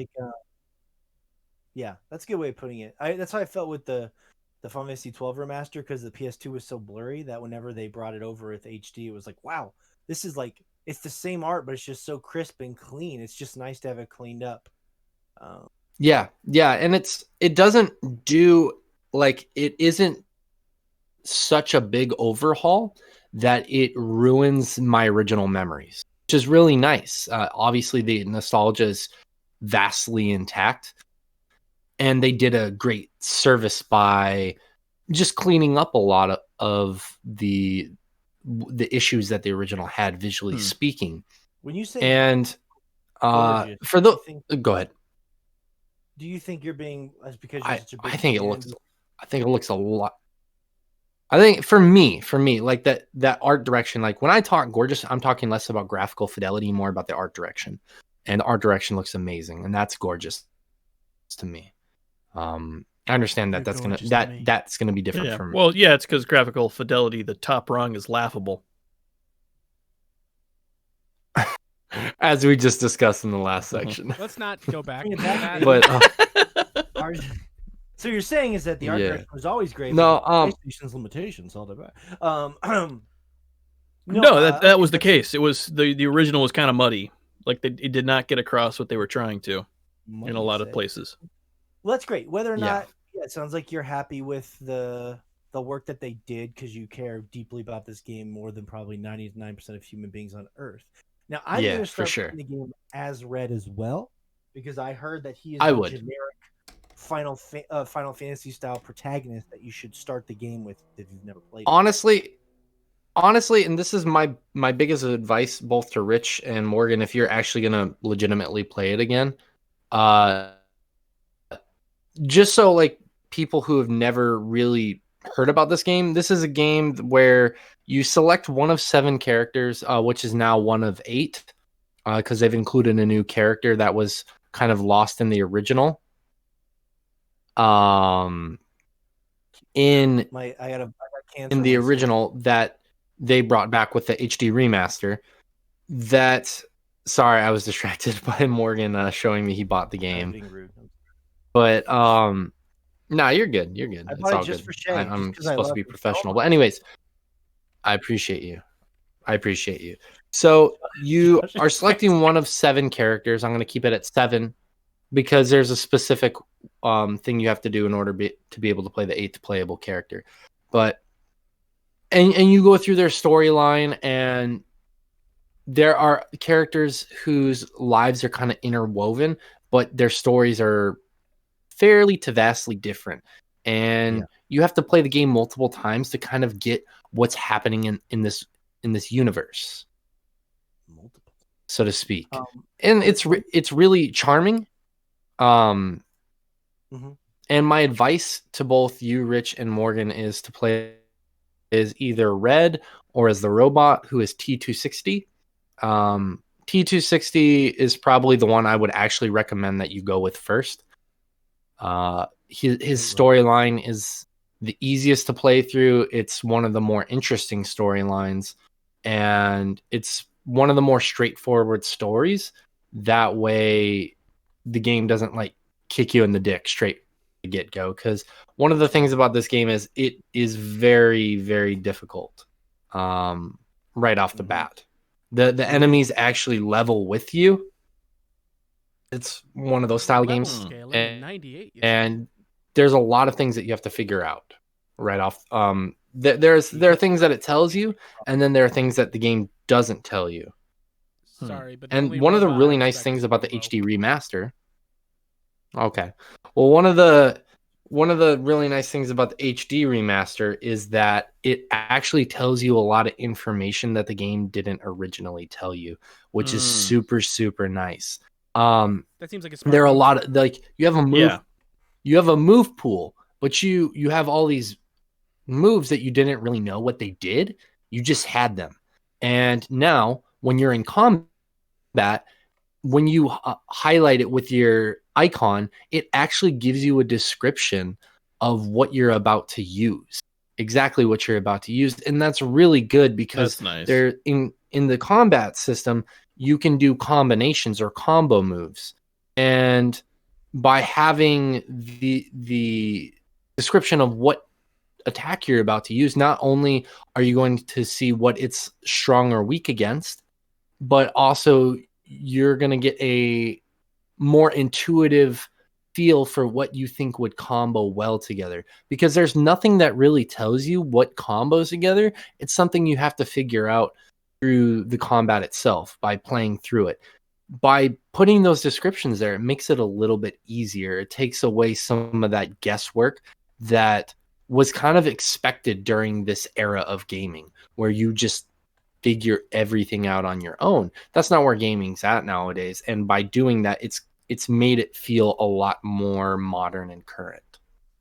What I think is interesting about this game is that in the US, it was sort of a cult classic, right? With people like Shay, pretty middling reviews. In Japan, it actually made the PlayStation Classic console, which is Yes, it did. fascinating to me.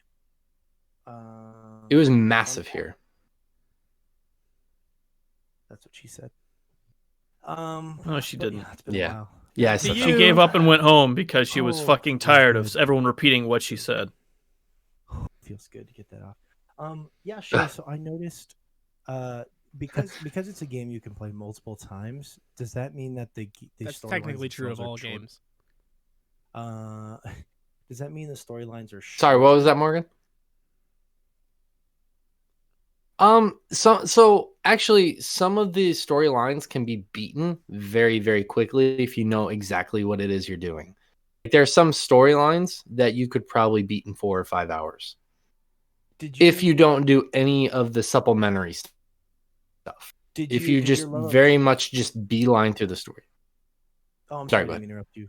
Did your love of Saga Frontier entice you to explore other games in the lineage like Unlimited Saga and Romancing Saga? No, and that's what's really interesting. This is probably one of the last things I'll say about the game in general, because obviously I have a lot more game to play. Actually, I'll say 2 more quick things. One, to answer your question, and kind of one to sum up my thoughts. I didn't get to play Saga Frontier 2 because when it dropped, it was a rare game, even dropping here in the US. So it cost a lot of money pretty much right out the gate.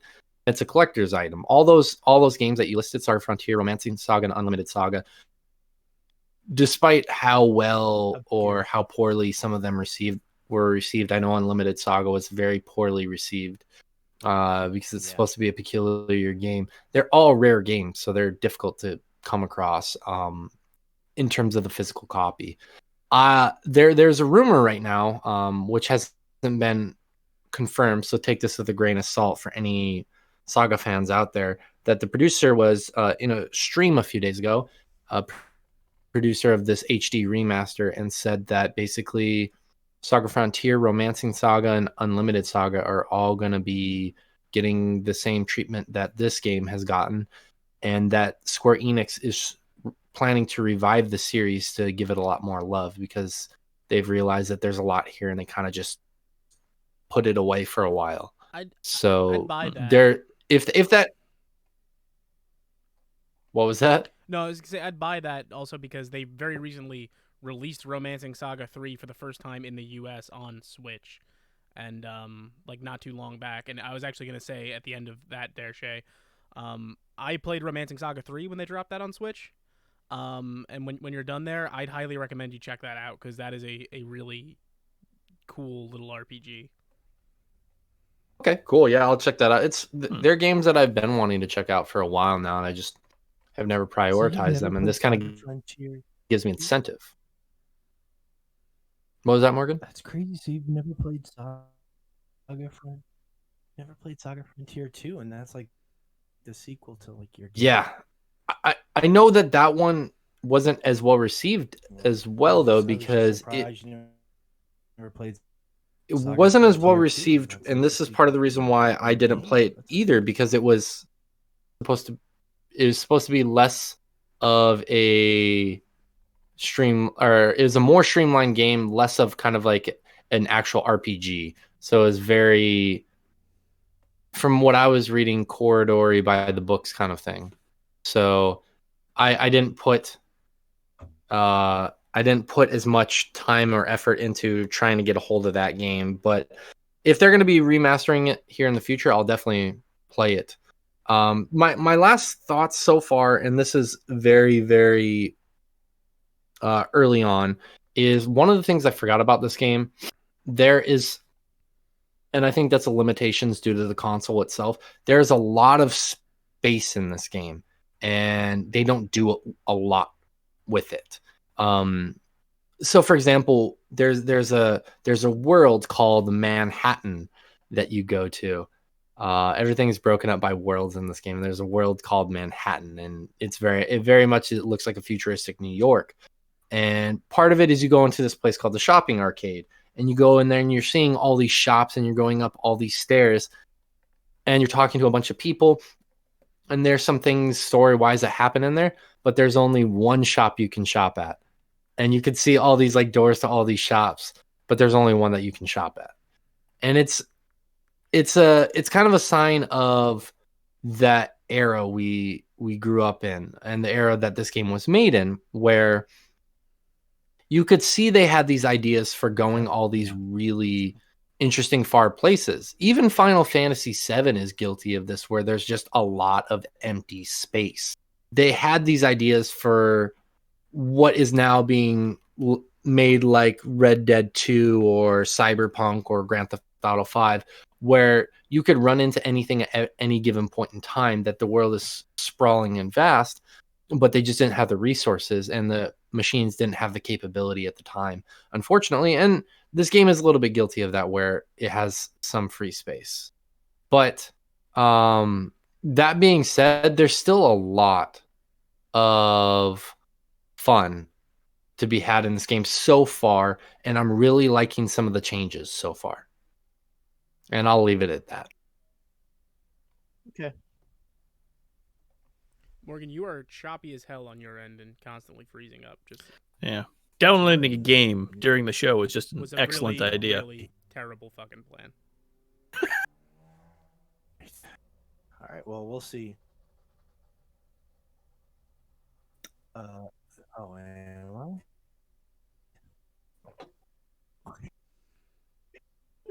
We'll get a second frame one of these days. Great. Well, I'm happy for you, Shay. And I'm happy that we'll get to hear about Cyber Frontier forever. Oh, there they all come. There are all the frames. They all all hit at the same time, all at once.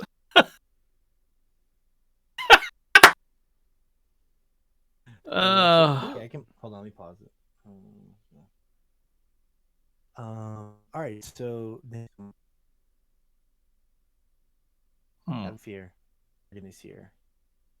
Okay. Well, Rich, you've been, like you said, you had a couple smaller things to talk about. I'm gonna infer that he was asking me about video games. Yeah. Talk about video games, Rich. Sure. So one of the first things I've been playing is I picked up Rain on Your Parade, which is a small little indie joint I've been keeping an eye on for a while. It is on Game Pass. I didn't realize this and had pre-ordered on Switch, which is okay, because that's where I am playing it. The main premise of Rain on Your Parade is you are playing as a cloud who just wants to get out there and rain on Very people. spiky hair. Very spiky hair. Yeah. It's a puzzle game where you as this cloud with Josh, you fired up a little bit of it, right? I'm dozen All right, I'm back. ish levels in. Okay. So yeah, we're probably at about the same point anyway. Stop it. So like yeah, one of the things I love about the aesthetic it's literally like you're a little cardboard cloud like being held up by strings and propelled over this world.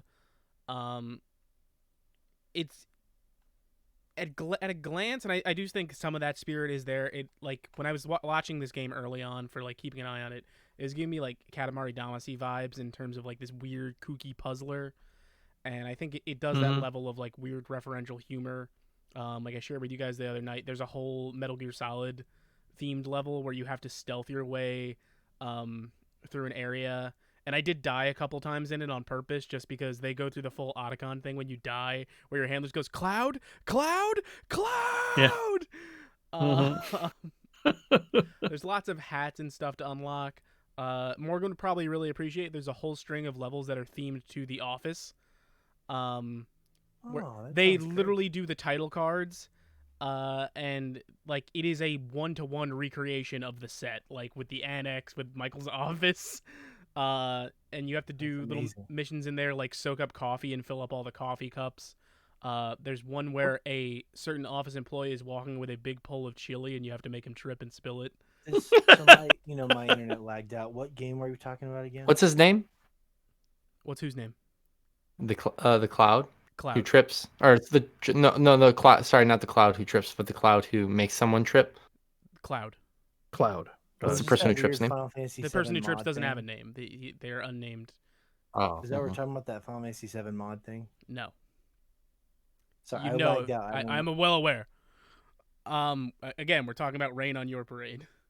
Oh, Rain on Your Parade. Okay, I had lag. Sorry. But yeah, the puzzle solving stuff gets a little more interesting as you go on. You can soak up different materials to rain on different. Like there's some puzzles where you have to soak up like an acid to corrode cars or like weather crops.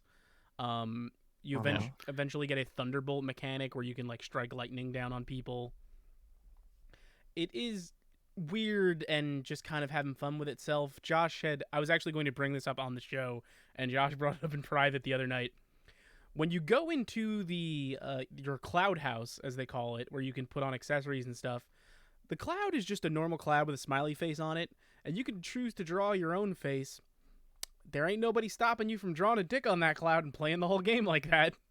Mm-hmm. So like 5 minutes in, if you want to. you can just draw a dick on that cloud. Yeah. Always comes back to dicks with you, Rich. Good lord. Is this guy fucking serious? Are you? But, is this a fucking joke? It is a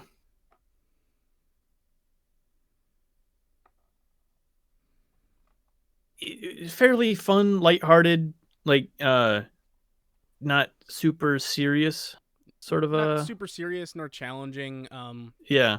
There's Seems like it's mostly there for the lulls is the wrong connotation, but in there for the lulls.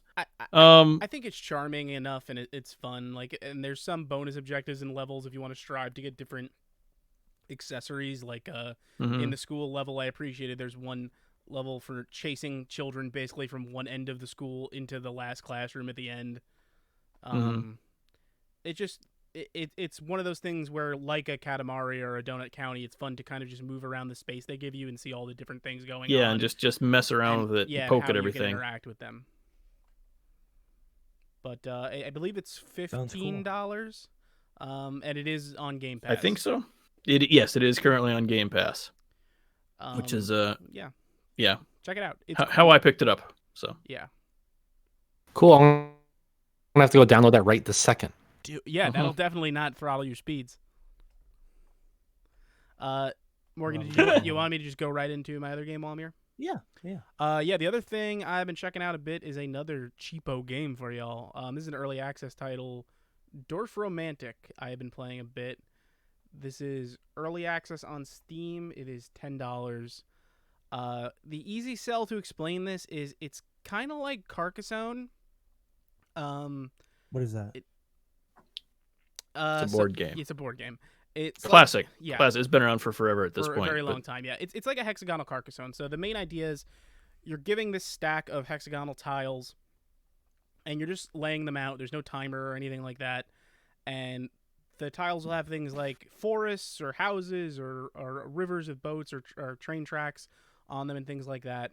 And the idea is you lay these out next to each other, and you're getting points for building a forest with X amount of trees, or building a village with X amount of houses, and completing those goals adds more tiles to your stack, and you just sort of keep going until you run out of tiles, and that's the mode that's in the early access right now. There's no time limit, there's no real pressure behind any of it. It's just relaxing as hell and pretty to look at. It is top of my list of games I wish I could just be my screensaver. So I'm Googling it to look at it while you talk about it, and I'm not finding Dwarf Romantic. I'm Dwarf just getting Romantic.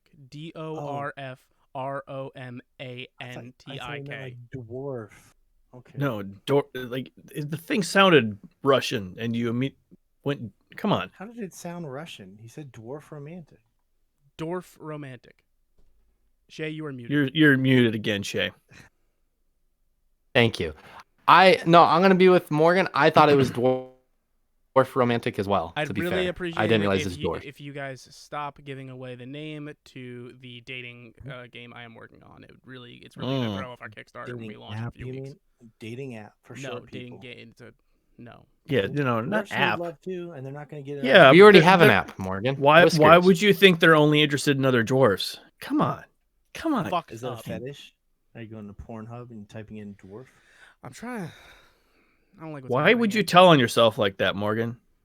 Your wife watches this. No. She doesn't. No, she doesn't she care what you do. Nope. But yeah, and as you sort of reach these different goals, you unlock new tile pieces that can sort of change how you play and everything. Like I recently unlocked a piece that lets you, it's called a water station that lets you move train tracks over bodies of water and things like that.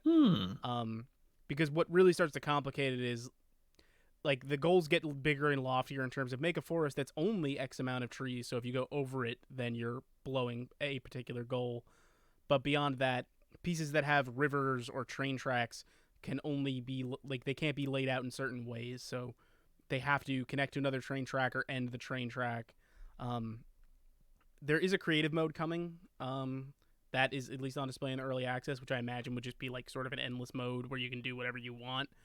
And I could see the appeal of that just because when these things are going, like, and each tile is animated and doing its thing, it's just fun to look at. It's real pretty to look at. There's no real stakes here. I qualify it as like a super low end puzzle game, but it is. If you're having a stressful day, like it just kind of melts that away to just sit and click away. No, I've been. I talked about this. I don't think it came up on the show. I think it came up on one of the streams that I did when I was talking to somebody. Just about a lot more of the chill games that I ended up playing last year, just because I needed something to relax to. This last year was kind of the year that I got into hidden item games. Finally, like that's been a massive genre for years at this point, but like no one talks about it in hardcore gaming because frankly we're all too worried about how many pixels, each new character, like it's but anyway, this sort of game, like I mentioned when Rich brought this up, it very much reminded me of kind of the same sort of loop as Islanders, which is another sort of chill puzzle game like this, where that one is built around almost like that sort of RTS base building sort of a puzzle of like how am I going to fit all these buildings into this little space that I have so I can protect them. But this one's, it's not competitive. It's more you have the space that you want to build it. It's these little islands, and how can you build the most efficient little islands here for efficiency. Yeah, that sort of thing, but just a chill sort of a puzzling experience. Though efficiency is the opposite here. My favorite thing in Dwarf Romantic is to make train tracks that are the most meaningless thing in the world, like a small circle of train tracks that connect two houses. Oh, that's hilarious. Cool. So we have Dwarf Romantic and Rain on My Parade. On your parade. Rain on your parade. Exactly. Cool. All right. Let's see. On a serious note, I am curious to see what you guys end up thinking of Fantasian. I'm assuming because I hated it, Josh and Rich will probably love it. But no, in all seriousness, I only played an hour of it, and I'm not like condemning the thing. But it's just, it's very tropey, very cliche. But the music is really nice. It's I think it's a Nobuo. With anyone else, I'd say it's time to retire this bit, but I know it's not a bit. It's He's really trying. And we went to one of my heroes. A real hero to us all. Laying in my katatsu, thinking of I- my. Okay, sorry. Go ahead. I'd be really concerned about is if you ended up ever actually getting the green light to interview him on In the Blood, and you and I'm here my with God. No, like we'd have to give him Mr. Final Fantasy composer. Hey, how you doing? Flashcards would be involved. we would have to coach him literally nonstop for weeks if that ever somehow happened.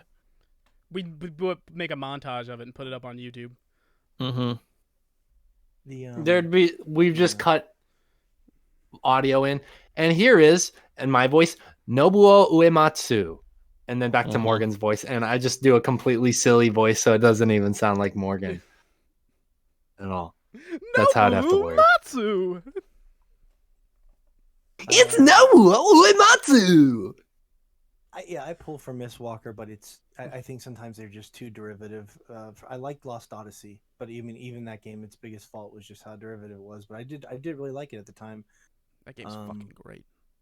You can go straight to hell. I think this one's just almost too. And honestly, I'm playing it on the phone. I'm just gonna be honest with you. Considering how derivative it is, playing it on my phone is like a form of torture. I would rather. I someone can go go with you needle there and- because I don't like playing games on my phone either. That is specifically why I like purposely dug out my MacBook to play this game. Mm-hmm. Yeah, no, that's why I bought a Backbone. I'm like, no, I'm not playing an RPG on a phone. So you that will bought literally that for this one game? No, I bought it because I normally just use an Xbox controller for it, but it's a pain in the ass It to is. try to link They're a also Bluetooth not Xbox expensive. controller to a phone. Yeah. I'm like, and I've been fighting that for forever. So anyway, finally broke down and bought one. I looked at it for years. So A lot of people don't know, but Miss Walker made this. It was received mediocre, but I didn't play a lot of it. It was called Blue Dragon. It was I like love a Blue Dragon. It was like a Dragon Ball Z. Well, RPG. no. It was not a Dragon Ball Z RPG. Toriyama did the art for it. That does not make it a Dragon Ball Z RPG. It is literally nothing like Dragon Ball Z. I'm sorry, it's a Dragon RPG. Got you there. There's a dragon in it. No, we all thought that's. Let's call Blue. So you mean it's an RPG? Yeah, it's an RPG. Toriyama did the art. It is literally, There are no RPGs without dragons. There are no RPGs where Toriyama does the art. Miss Walker still hanging around. Yeah. Is there anything? For there are no cats in America, and the streets are paved with cheese. For there are no cats in America. And Josh, you said you were playing a Fold Apart. Somewhere out there, beneath the pale moonlight. Yeah, moonlight. I know I'm I'm gonna not drunk enough. be delayed on that. Sorry. I brought 2 drinks in here. I'm not drunk enough. What is it?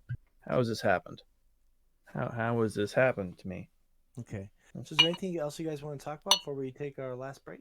Sorry if we get a takedown about that whole Fievel Goes West thing. I'm not worried about it. Josh, did you want to talk about a Fold Apart? Pac-Man 99.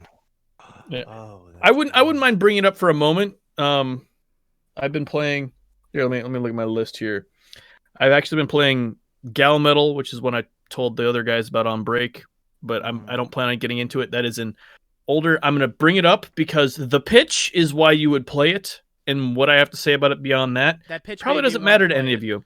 Um, It is a rhythm game where you play as a drummer, and it's kind of built around Persona school time management sim aspects to like building stats and like different rhythms you had me learn. at Persona.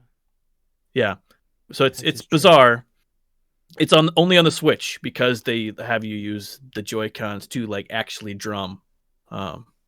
Like their drumsticks. There was DLC too. Ooh, Yes. One quick question on that note. This is tangential. Do you guys Okay. recommend Tiny Metal? No. It's like a turn. I bought it and I've never played it. I bought it and did not like it that much.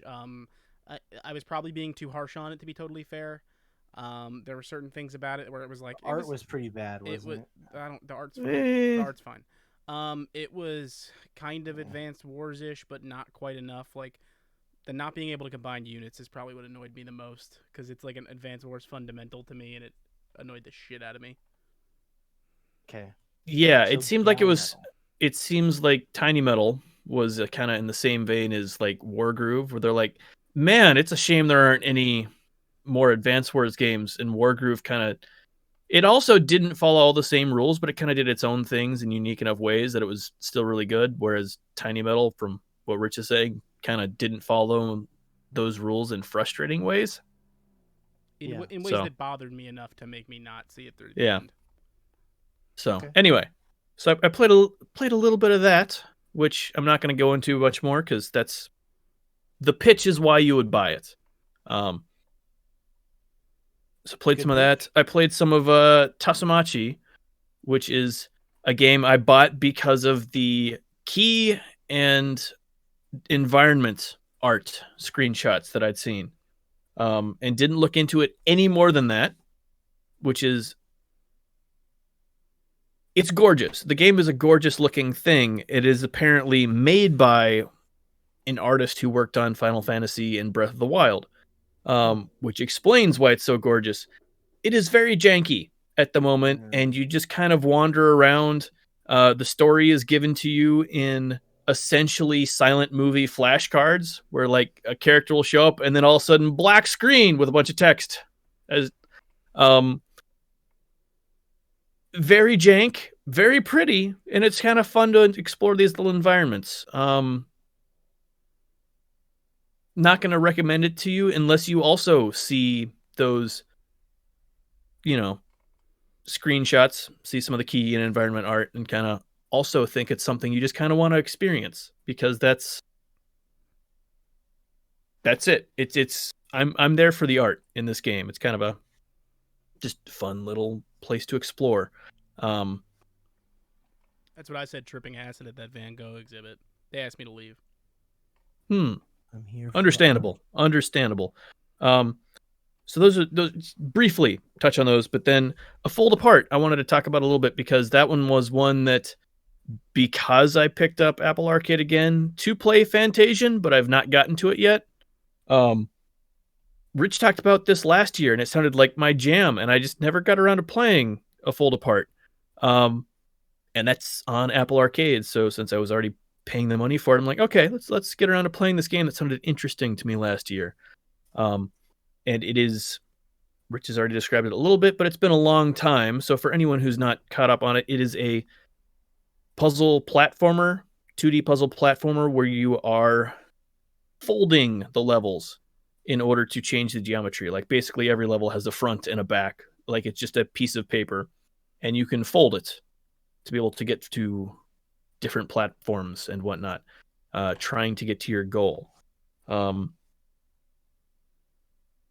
The puzzles are really enjoyable. The story is kind of built around a long distance relationship, and the idea is, I guess, that they're sending letters back and forth. It was the reason they went with the whole idea of, oh, well, that's why it'll be paper based.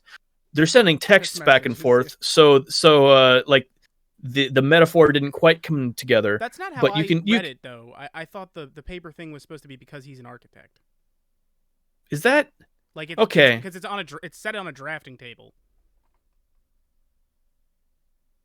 I never really even looked at the background. Is it on the drafting table the whole time? Yeah, I believe so.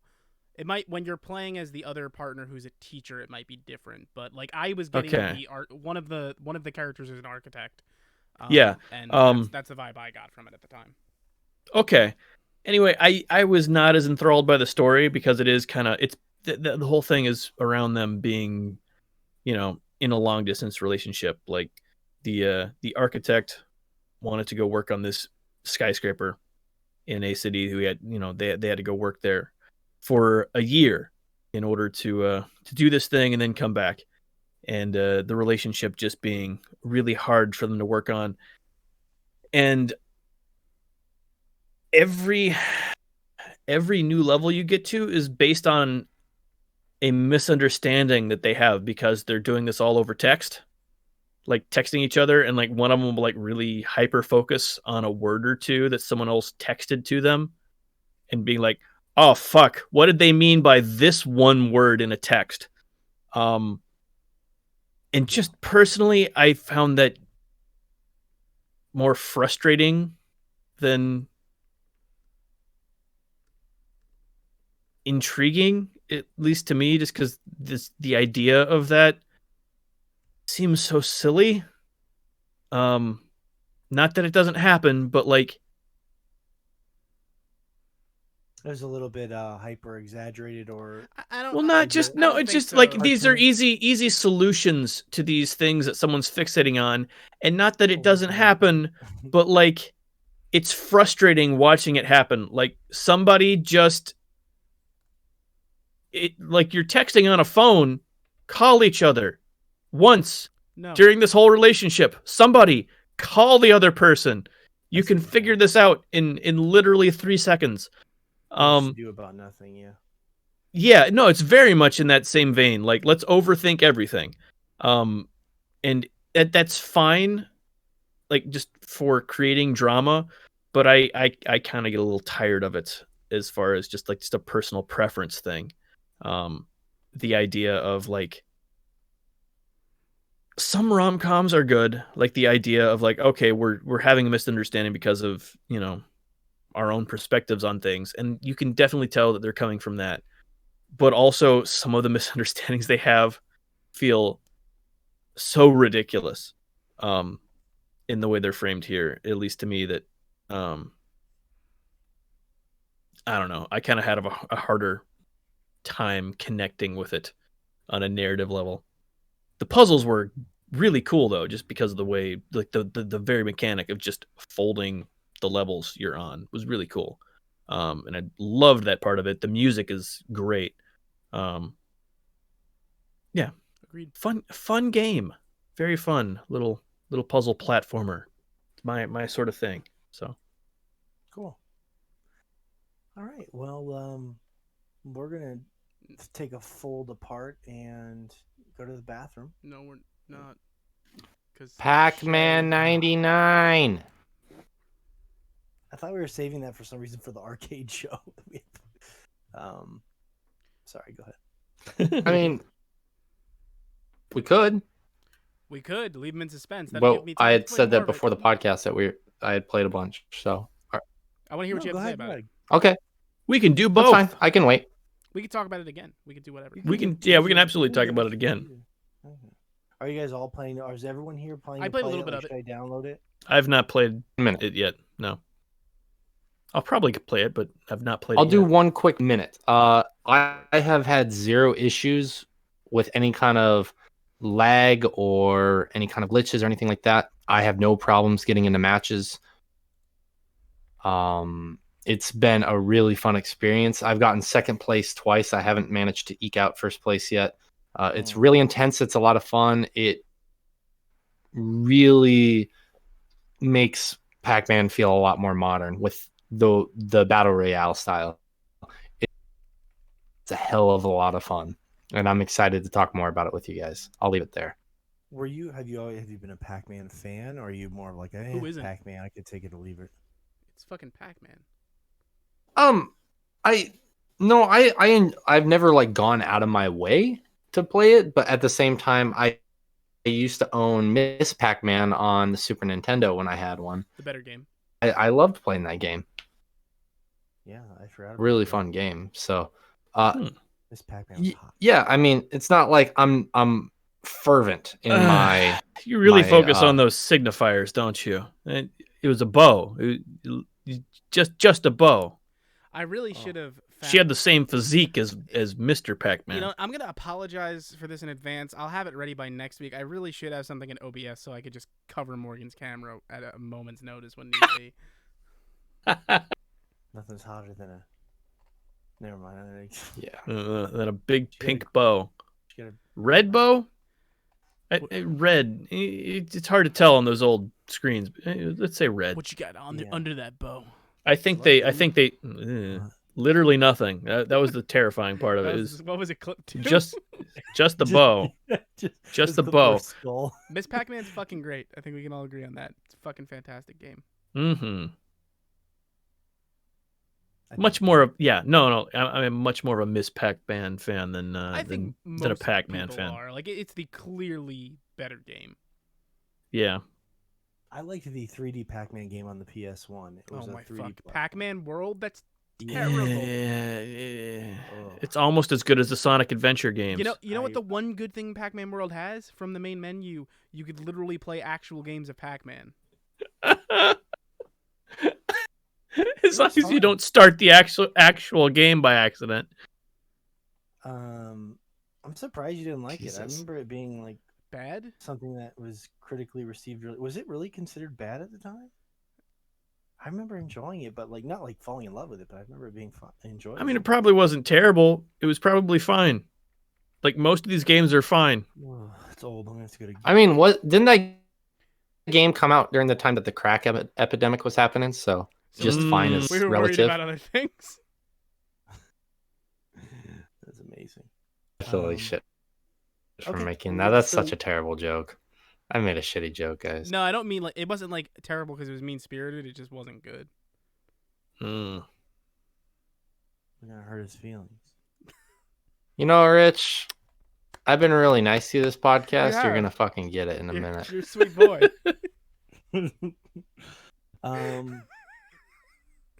Yeah. So Pac-Man. It was called Pac-Man World, huh? I couldn't Yeah. remember what it was called. Yeah. You're right. Pac-Man World.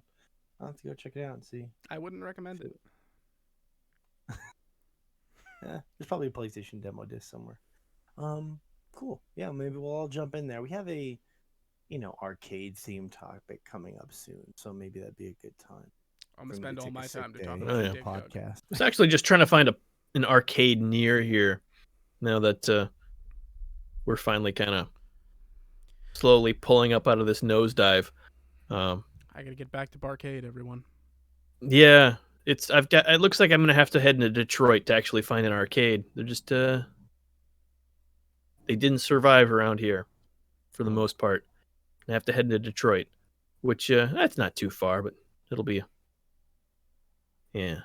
Need to take the kids to an arcade. They're finally old enough to appreciate that. Have to find some Pac-Man, some Tapper. Hell yeah. If we're lucky, Good Tapper lucky, machine. some Yeah, House of the it'll be Dead. fun. It'll be fun to talk about that too. Yeah. Let's take a quick bathroom break, and we'll return with some quick polls to giggle our way out of here. See you on the flip side.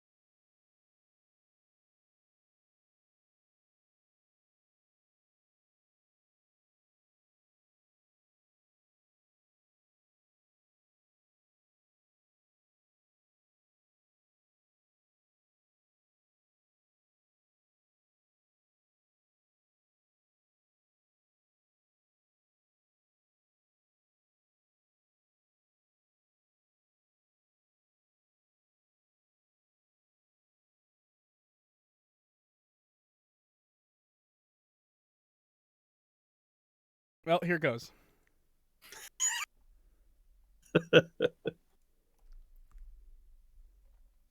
Yeah, it's Rich, kind of crazy. The other day I was saying, man, your hands are so cold on my penis. Oh, we're live. Sorry. No. What did your doctor say after that? it's really rude of him. You think he handles penis He well. said, this isn't my office. He said, Really "Girl, shut you have got to go." But you say I'm just a friend. Okay, so this was the 4-year anniversary of the Switch, obviously. So we did a bunch of Switch themed polls on the Sword Chomp Instagram, which you can find every Tuesday at Sword Chomp on Instagram. So you better vote or you're Could dead. you to stop sexually assaulting the listeners via your microphone? me. Again, it's my kid. Now that you guys have pushed me past 8:30, I don't want to wake up my kid. Bro, it is 10:30. Yes, I forget you live on the edge of the universe. I'm sorry. Although I was wondering when you brought up Manhattan being in Saga Frontier, Fritz was secretly like, I'm getting so hot. JRPG. Yeah. No, it's Probably get it's some really hard in like here. rich people. It's really in here. There's a world called Manhattan. And if you want to learn more, head over to the Nintendo store where you can download Saga Frontier for $24.99. Is Woody It's Allen funny. in the game? It's funny Sadly, the way you no. phrase it that way, Shay, because you phrase it, you say it's called Manhattan, but like, is it just Manhattan? Because I doubt they'd make something and just call it Manhattan. It's obviously Manhattan, right? Well, they travel to different worlds. And this one is named Manhattan. What? That sounds so nonsensical. I don't understand. But I have No to more know. nonsensical than anything in any RPG ever. That's actually somewhat true. I just think it's funny. Like, if it's Manhattan, is it just Manhattan? No, it's a The futuristic New York Island of Manhattan. in all of Michael Bay's films. All right, so do you normally play the Switch docked or undocked? 52% of our audience said undocked. So suck it. Uncircumcised. Wow. Yeah, that's true. But split right down the middle. I wanted to do a radio voice and be like, do you dock with your Switch? Find out more at 9. Docking with Doug Bowser. I do wanna address- apologize. I do want to address this though. Do you consider Pokemon Snap a classic? 60% of our audience said yes, they do consider Pokemon a classic. That's high praise. Do you guys agree or disagree? Depends on your definition. Like I think it is for me. And Yeah. again, I've expressed this to you before, Morgan. For people in like mid 20s to mid 30s, I think there's a very specific like age range of people that we'll call the elder millennials, who like that game resonated with our generation. And I don't think I'm not saying it was unpopular, but I don't think it was as big of a cultural phenomenon outside of that.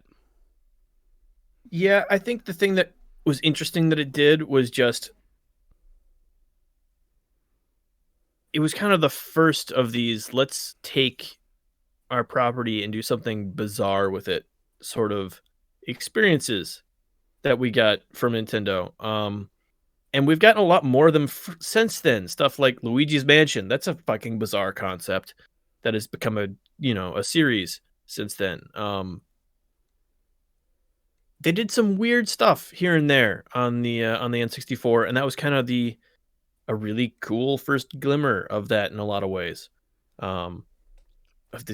a Pokemon game where you take pictures. Like no part of that makes any sense, but it somehow But at the same works. time, it's one of the few properties where that could work because it is a game purely about like this huge swathing fictional form of wildlife. So doing a game where you're like a Pokemon wildlife photographer, it's a brilliant idea. It really is.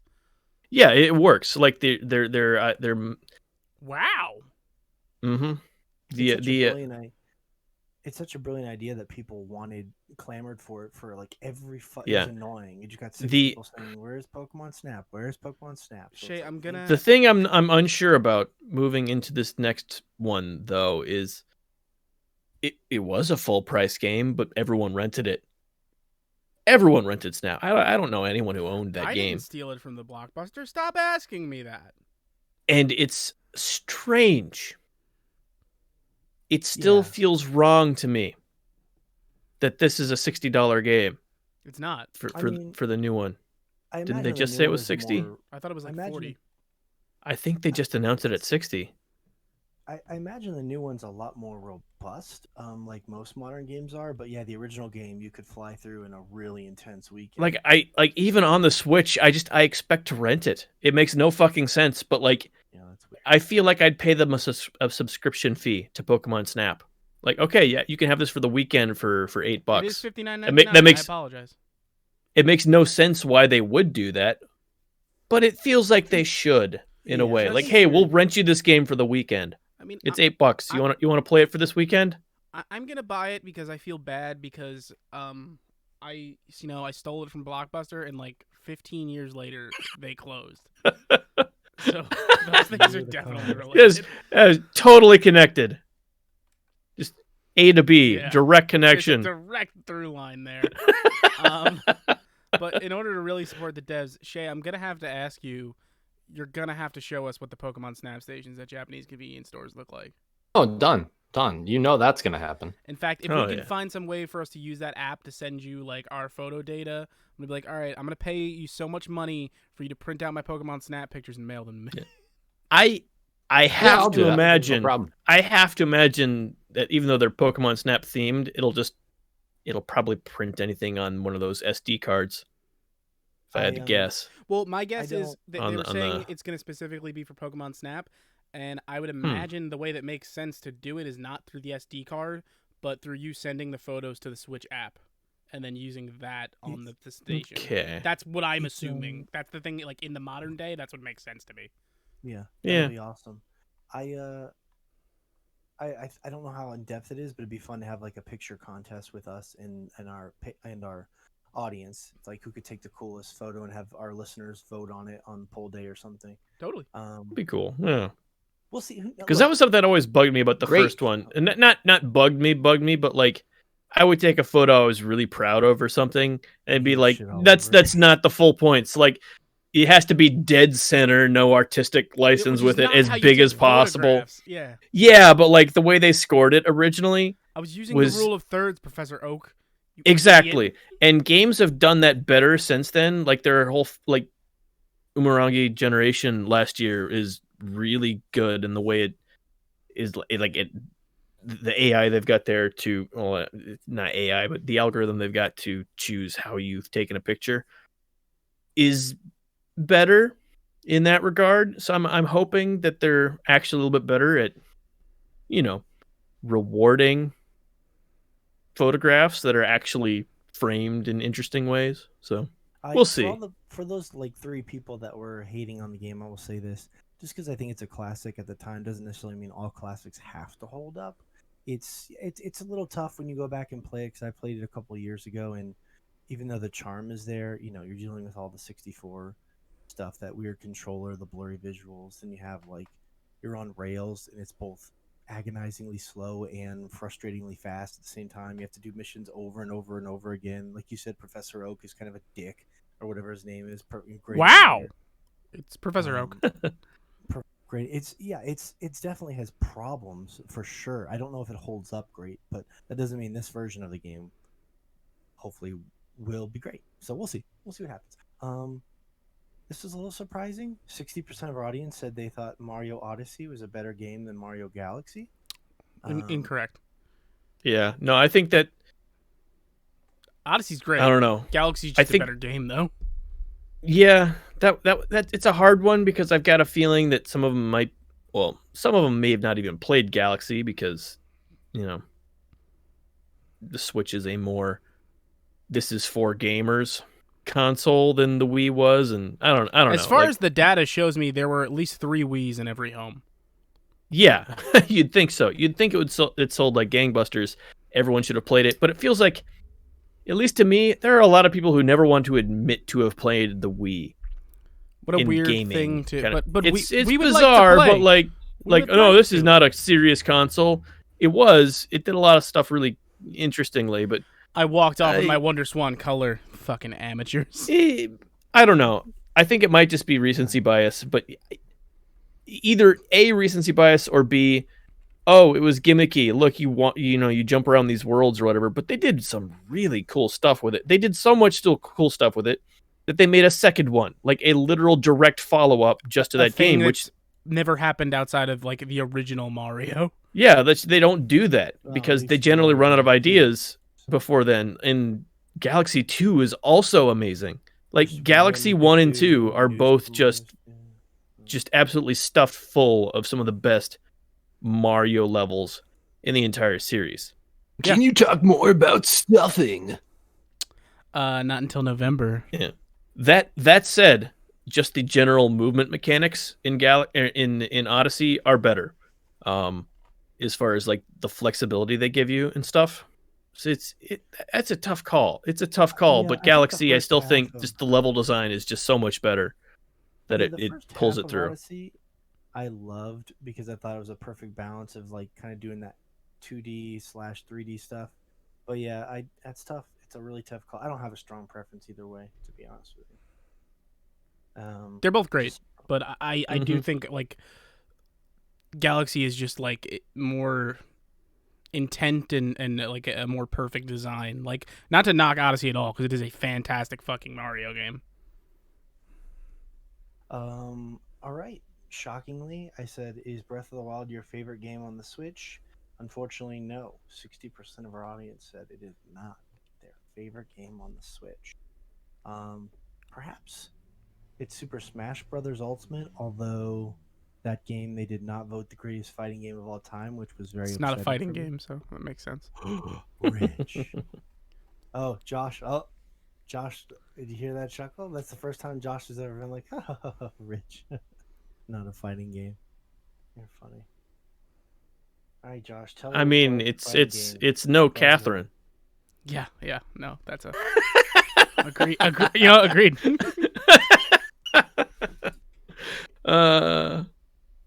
These fights are no fun.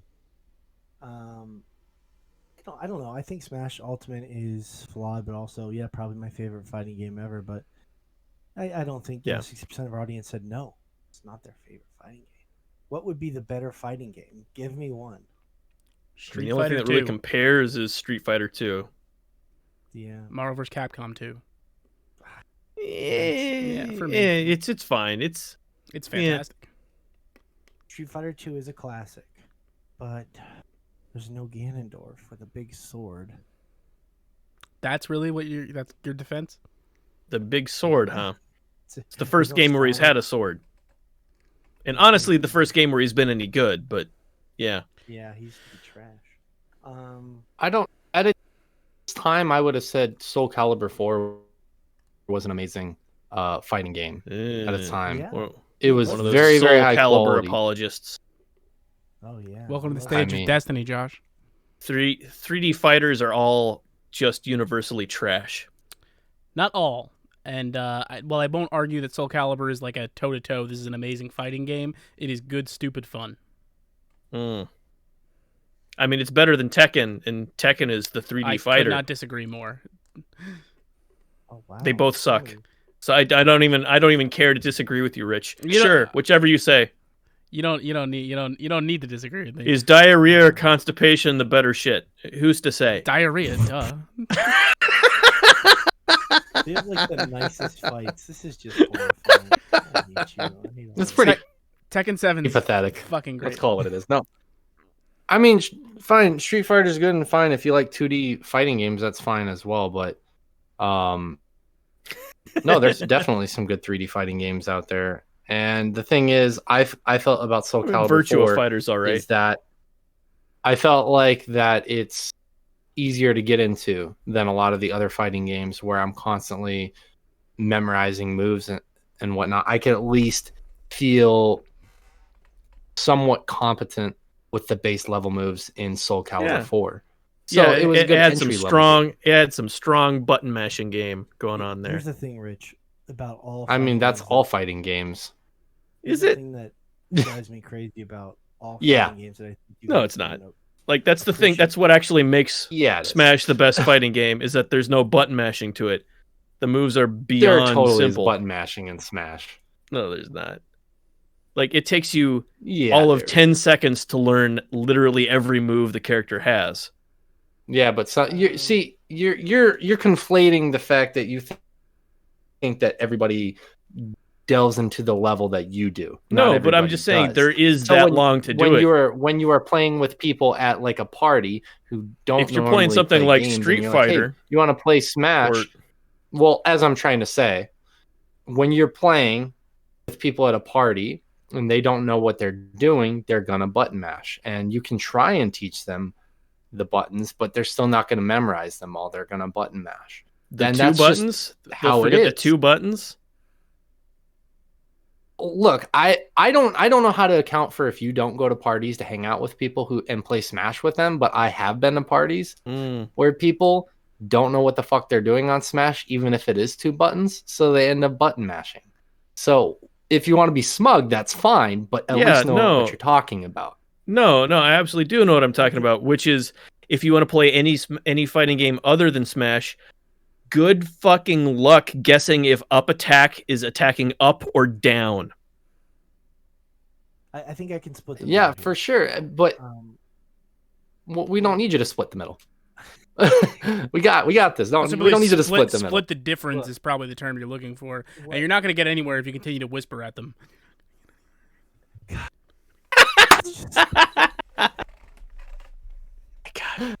Hey guys, you should totally listen to what I'm saying. The thing that pushes me off them, even like when I tried Mortal Kombat and I was enjoying it, is that a lot of fighting games are still you have to memorize over, down, up, B, and I just it's like not just that, but like I just want to know that if I'm above someone, I can just quickly press down B and launch into them, not down, up B, oh right, oh Q, spit on the controller and shove it up my asshole. It's just too much. Well, we asked you specifically not to do that.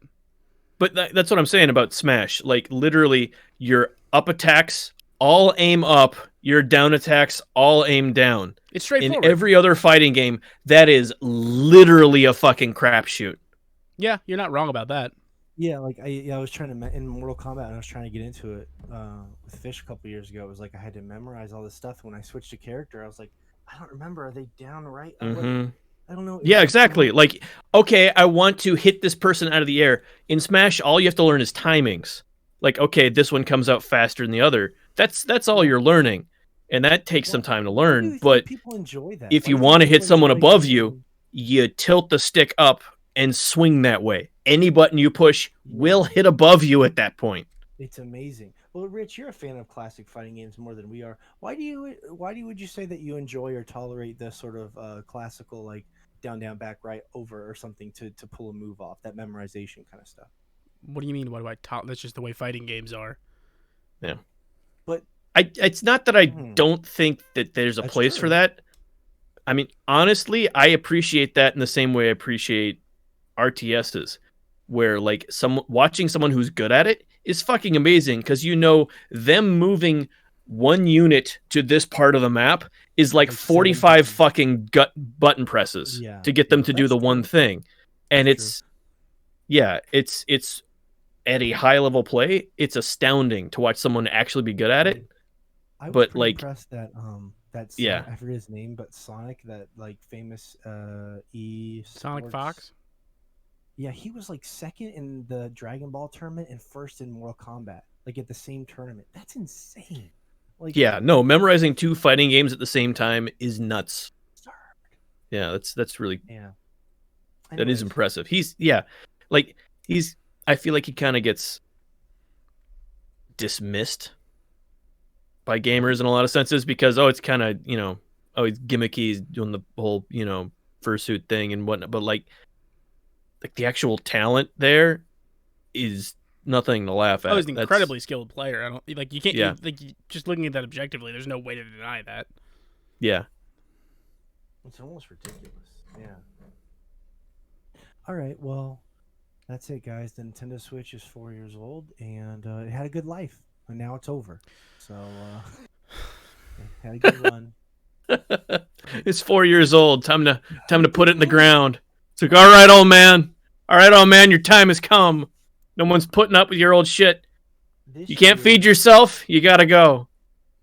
we have after Pokemon Snap on the horizon, is there anything that Nintendo's confirmed that's like a big Switch thing that you guys can think of, or is it gonna Oh probably? yeah, Ligma is coming out in November.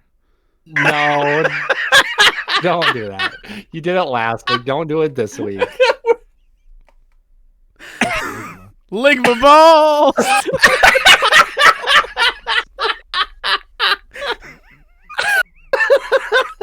He still got you with it, Morgan. Jesus.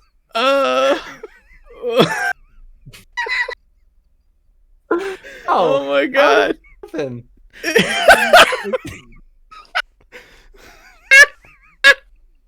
As soon as Ligma left my lips, I was like, "Oh no,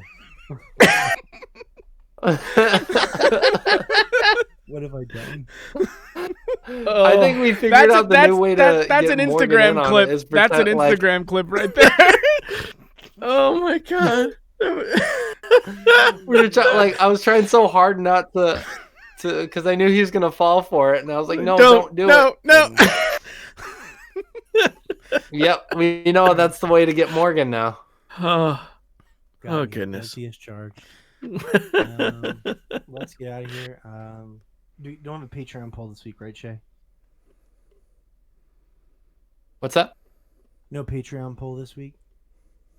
No, I didn't run this one this week. I was pretty busy with work stuff, unfortunately. Getting back into the swing of things, so I totally spaced it. I'm a shit like that. Okay. Hey, of course, the 1 week I'd remember the poll is the 1 week we didn't do one, so I'm on top of it. Mm-hmm. Right.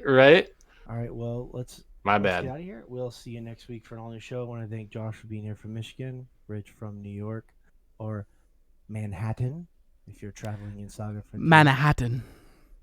Shay Layton joining us from the frontier of the sagas, and I'm joining us from Montana. And yay. We'll see you next week. And hopefully I won't have to talk quietly. See you.